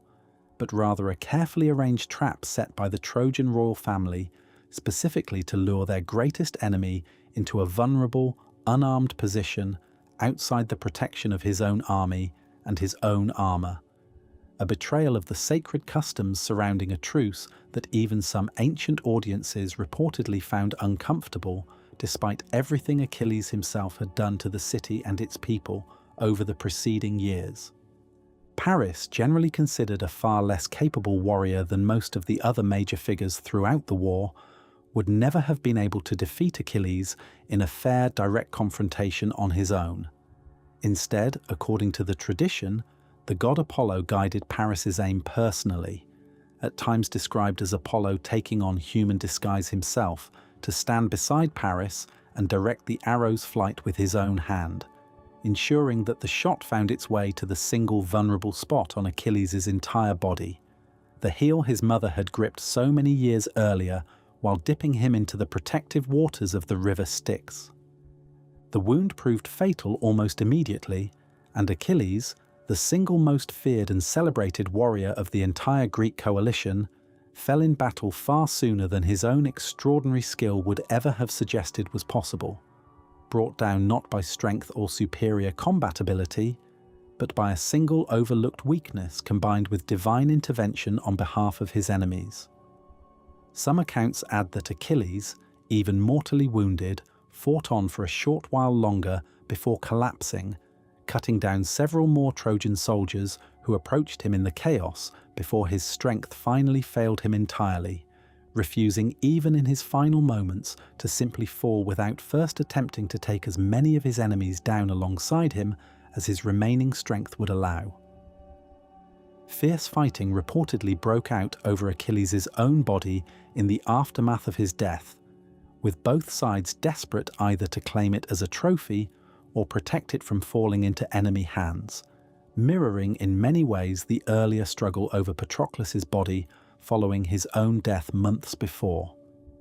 Ajax, the massive and powerful Greek warrior who had once fought Hector to an exhausting standstill, was credited with carrying Achilles' body back to the safety of the Greek camp, hoisting the fallen warrior onto his own shoulders and fighting off Trojan attempts to seize it along the way while Odysseus provided cover, holding back the advancing Trojan forces during the retreat with well-placed volleys of arrows and spears, the two men working together in a desperate rearguard action across the open ground between the fighting and the safety of the ships, Ajax bearing the full weight of his fallen companion, while Odysseus turned repeatedly to drive back anyone who drew too close, both men exhausted and bloodied by the time they finally reached the safety of the Greek lines. News of Achilles' death spread quickly through the Greek camp, and the grief that followed was described as overwhelming, with even the sea nymphs, Thetis' own sisters, said to have risen from the water to join in mourning alongside the assembled Greek soldiers, their combined wailing said to have unsettled even the hardened warriors who heard it echo across the shore, many of them dropping their weapons entirely and weeping openly at the sound, unable to continue with their normal duties as the full weight of the loss settled over the entire camp. Thetis herself, having always known this day would eventually come, arrived to grieve over her son's body, her earlier efforts to protect him from exactly this fate having ultimately fallen just short of succeeding completely, the single spot her own hand had once held remaining. In the end, the very place that ended his life, a bitter irony she had carried quietly within her since the moment she first pulled him dripping from the waters of the Styx as an infant. Achilles was given an elaborate funeral befitting his status as the greatest warrior of the entire war. His body burned upon a great pyre alongside rich offerings, jars of honey and oil poured over the flames, along with the bodies of horses and captured dogs sacrificed in his honor, echoing the very funeral he himself had once arranged for Patroclus not long before, and his ashes eventually mixed together with those of Patroclus in accordance with wishes the two men were said to have shared while both were still alive, ensuring that even in death, the two closest companions of the entire conflict would remain together, buried beneath a single great mound raised along the shore near Troy, where sailors passing by for generations afterward were said to still point out the site and recall the story of the two friends resting there together. With Achilles gone, the Greek camp faced an unexpected and deeply consequential question, one that would ultimately claim yet another life before the war against Troy could finally reach its long-awaited conclusion. The dispute over Achilles' armour. Following Achilles' death and funeral, a new controversy quickly emerged among the Greek leadership, one centered around who among them deserved to inherit his magnificent armour, the very set forged personally by Hephaestus at Thetis' request following the death of Patroclus. Given the armour's extraordinary craftsmanship and its association with the single greatest warrior the Greek coalition had ever fielded, the two men considered most deserving of the honour were Ajax, the massive and consistently reliable warrior who had done so much to defend the Greek position throughout the war, including personally carrying Achilles' own body from the battlefield just days earlier, and Odysseus, whose cunning and strategic thinking had repeatedly proven essential to the coalition's continued survival. Thetis herself was said to have proposed the armour as a prize to be awarded to whichever Greek warrior had done the most to honour her son's memory, setting the stage for the dispute that followed. Rather than settling the matter through combat, as might have been expected given the culture of the time, the decision was instead put to a vote among the assembled Greek leadership, with some versions of the story suggesting Trojan prisoners were even consulted for their opinion on which of the two men they considered more dangerous and more deserving of the honour, reasoning that the enemy's own fear offered the clearest measure of a warrior's true value. Both men delivered speeches before the assembled army arguing their own case, Ajax emphasizing his physical courage, his willingness to stand and fight without hesitation, and his role defending the ships and carrying Achilles' own body to safety, speaking plainly and bluntly in a manner reflecting his own straightforward nature, while Odysseus countered with a far more polished and persuasive address, pointing to his own contributions in strategy, diplomacy, and the many difficult missions he had undertaken throughout the war that required cunning rather than brute strength, including the retrieval of Achilles from Skyros in the first place, and the recovery of Neoptolemus that would soon prove necessary as well, arguing before the assembly that battles were won as much through intelligence as through raw strength. Odysseus ultimately won the vote, awarded the armour over Ajax despite the latter's tremendous physical contributions to the war effort over the years, a decision that stunned much of the army given Ajax's long-standing reputation as the single most dependable warrior among them, aside from Achilles himself. Ajax was utterly devastated and humiliated by the decision, feeling that his years of loyal, dependable service had been overlooked in favour of Odysseus's cleverness and persuasive speech, qualities Ajax viewed as far less honourable than raw combat ability and consistent physical sacrifice on the battlefield. Consumed by rage and wounded pride, Ajax reportedly planned to take violent revenge against the Greek leaders who had voted against him, intending to kill Agamemnon, Menelaus, and Odysseus in retaliation for what he considered an unforgivable insult, setting out under cover of darkness, fully intending to carry out the attack before the sun rose again. According to the most widely known version of the story, the goddess Athena intervened before Ajax could carry out this plan, temporarily clouding his mind and causing him to mistake a herd of livestock and their herdsmen for his intended targets. In his confused, rage-filled state, Ajax slaughtered and tortured the animals, believing them to be his enemies, cutting some down where they stood and dragging others back to his tent, still alive, to continue punishing them through the night,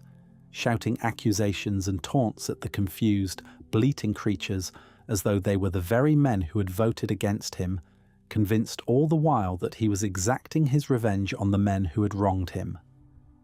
When his sanity finally returned with the dawn, and he realized what he had actually done, surrounded by the carnage of slaughtered livestock rather than the enemies he had believed he was killing, the shame and humiliation of the entire episode proved unbearable for him to live with,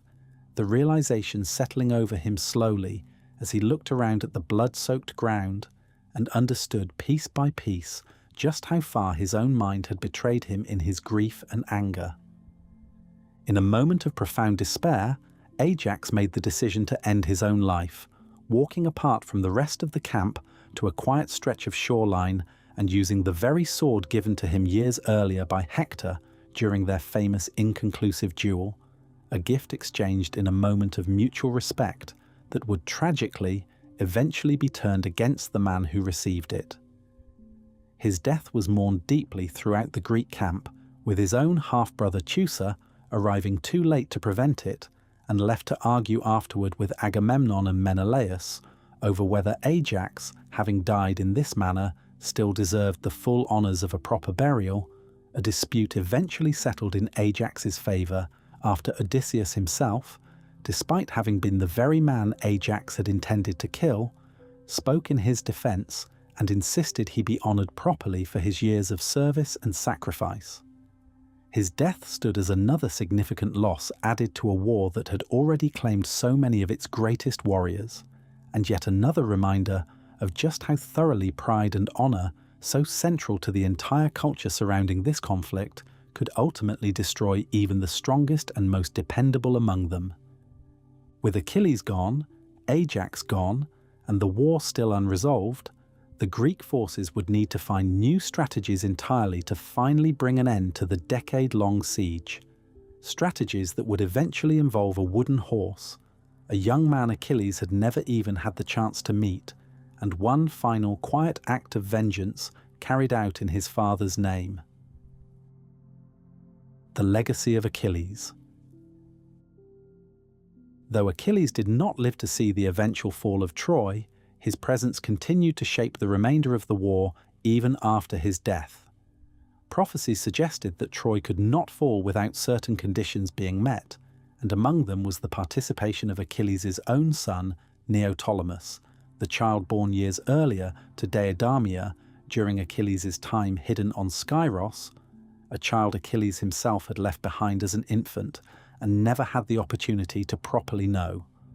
Odysseus and Phoenix travelled to Skyros to retrieve Neoptolemus, and the young man, though he had grown up without ever meeting his famous father, agreed to join the war effort immediately upon hearing the request, eager to claim the glory and reputation his father had left behind, having heard stories his entire childhood about the warrior he so closely resembled but had never had the chance to know, eventually receiving his father's own armour as an honour befitting his lineage, the very set of armour that had so recently been the subject of such bitter dispute between Ajax and Odysseus. Neoptolemus fought with considerable skill during the final stages of the conflict, quickly proving himself every bit as formidable in combat as his father had been, and according to several traditions, was among the warriors hidden inside the wooden horse during the final, decisive assault on the city, playing a direct role in the eventual fall of Troy that his father had spent so many years fighting toward but never lived to witness. Neoptolemus's conduct during the sack of Troy itself proved considerably more brutal than his father's had generally been, and ancient sources describe him carrying out the killing of the elderly King Priam directly at the altar of Zeus within the palace, an act considered deeply dishonourable given the sacred protection such a location was traditionally understood to offer, and a stark contrast to the mercy and respect his own father had eventually shown Priam during their emotional meeting over Hector's body months earlier. Some traditions add that Neoptolemus was also responsible for the death of Astyanax, the young son of Hector and Andromache, thrown from the city walls to prevent him from ever growing up to avenge his father and grandfather, a decision made collectively by the victorious Greek leadership out of fear rather than an act carried out in the heat of battle, and one of the more sombre and difficult episodes remembered from the war's final brutal aftermath. Following the fall of the city, tradition holds that the ghost of Achilles appeared to the retreating Greek forces, demanding that Polyxena, one of Priam's daughters, be given to him as an honour at his own tomb before the fleet could safely depart for home, insisting that the winds needed to carry the ship safely home would not blow favourably until this final tribute had been paid. A difficult and sorrowful episode that ancient sources treat with considerable somberness, reflecting the harsh and often brutal customs surrounding warfare and honour in the ancient world, customs that could extend their weight even beyond a warrior's own death. Some later traditions connect this request back to the earlier story of Achilles' fondness for Polyxena, suggesting that even in death, some part of him remained tied to her, while other tellings frame it more simply as an old and unforgiving custom demanding a final tribute be paid to appease a great warrior's restless spirit before his companions could finally sail for home. Beyond the war itself, a separate and less commonly discussed tradition held that Achilles did not simply vanish into the ordinary underworld reserved for other fallen warriors,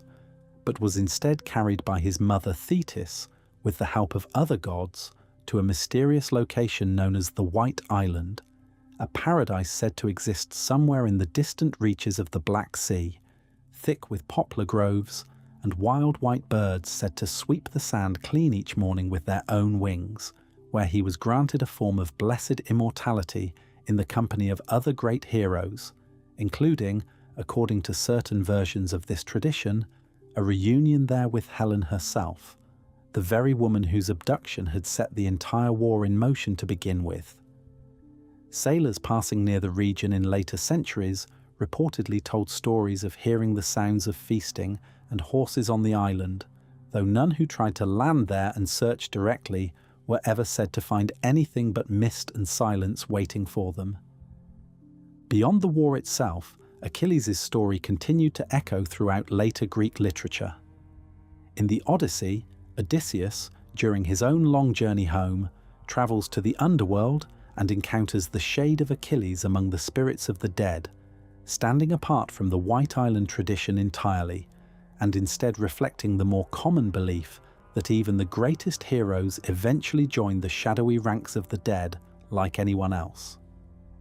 In their brief exchange, Odysseus attempts to comfort Achilles by praising the great honour and glory he had earned during his lifetime, noting that he was honoured among the living as he had once been honoured in life, and suggesting that such a legacy should bring him comfort even in death. Achilles' response has remained one of the most quietly powerful moments in the entire mythological tradition, expressing that he would rather live as the lowest, most humble labourer, serving another man of little means among the living, than rule as a king over all the dead, a stark and deeply human reflection on the true cost of the glory he had once so willingly chosen over a long, quiet, ordinary life. Achilles then asked eagerly after his own son, wanting to know whether Neoptolemus had grown into a capable and honourable man, and upon hearing of his son's considerable achievements during the final stages of the war, was said to walk away from the encounter with a measure of pride and quiet satisfaction, the only real comfort offered to him in an otherwise bleak account of what awaited even the greatest heroes once their lives had ended. During this same visit to the underworld, Odysseus also encountered the shade of Ajax, who, still bitter over the loss of Achilles' armour and the humiliation that had ultimately driven him to end his own life, refused to speak a single word to Odysseus even when directly addressed, turning away in silence and retreating instead among the other spirits of the dead, a quiet, unresolved echo of the very dispute that had cost him his life, lingering unforgiven even in the realm of the dead. Beyond the myths and poems themselves, Achilles' memory carried a genuine, lasting presence in the real world of ancient Greece for centuries after these stories were first composed. Communities in various parts of the Greek world maintained shrines and sites of worship dedicated to him as a hero, treating him not simply as a character from old poetry, but as a figure deserving of ongoing reverence and offerings, not unlike the treatment given to other legendary figures whose deeds were considered to place them just below the gods themselves in stature. The White Island, the same distant location associated with the tradition of his blessed afterlife, was said to host a modest temple in his honor, visited occasionally by sailors and traders who left offerings and reported strange, comforting sounds of celebration drifting across the otherwise empty shore. Centuries later, one of history's most famous military leaders, Alexander the Great, was said to have made a point of visiting what was believed to be Achilles' tomb near the site of ancient Troy, early in his own campaign into Asia, laying a wreath at the burial mound and reportedly remarking on how fortunate Achilles had been to have a poet as skilled as Homer to preserve his memory for all of history, a comment that reflected just how seriously historical figures, not just poets and storytellers, continued to take the example Achilles represented, long after the war he fought in had faded into legend. Alexander was said to have particularly admired Achilles' friendship with Patroclus, drawing comparisons between it and his own close bond with a companion of his own, and to have raced around the tomb with his own companions in a gesture reportedly meant to honour the old custom of funeral games once held there in Achilles' own memory. These lingering traditions, stretching from small shrines maintained by ordinary sailors and villagers, all the way up to gestures made by one of history's most consequential conquerors, reflect just how deeply Achilles' story had embedded itself into the wider culture of the ancient world, long after the specific details of the war itself had blurred into legend, and long before modern audiences would ever encounter his story for the first time through books, films, or videos exploring the very same battles described here. Underneath all of it, the armour, the reputation, the shrines, and the conquerors who admired him centuries later, Achilles remains, more than anything else, a man who had been given an impossible choice as a young man on Skyros: glory and an early death, or obscurity and a long life, and who, faced with grief, rage, and the loss of everyone he cared about most, ultimately discovered that the glory he had chosen came at a price far heavier than he could have ever fully understood beforehand. He had been dipped in the waters of a sacred river as an infant specifically to avoid this very outcome, raised by a wise centaur to be more than simply a weapon, hidden away by a mother desperate to spare him from exactly the fate that eventually found him anyway. And none of it, in the end, had been enough to change the single truth that had followed him since before his birth, that the life granted to him would be short, brilliant, and ultimately unbearably costly to everyone who ever came to love him. For thousands of years since, Achilles' story has remained one of the most enduring in the entire history of storytelling, not simply because of his extraordinary skill in battle, but because of everything underneath it: the grief, the pride, the love for a companion he lost, and the quiet human uncertainty that lingered beneath even the greatest warrior the ancient world ever imagined. His name has come to represent both the very height of human excellence and the singular, hidden weakness capable of undoing it entirely, a duality that still echoes today whenever someone speaks of an otherwise unstoppable person's own quiet, unexpected vulnerability. Painters, sculptors, poets, and storytellers across countless generations and countless different languages have returned again and again to the same handful of moments from his life: the choice he made on Skyros, the fury that consumed him after Patroclus fell, the quiet grief he shared with an old man who had lost nearly everything, and the single arrow that finally, after everything else had failed to touch him, found the one place he was never truly protected at all. If you enjoyed this video, please like and subscribe to our channel so you never miss out on more fascinating stories.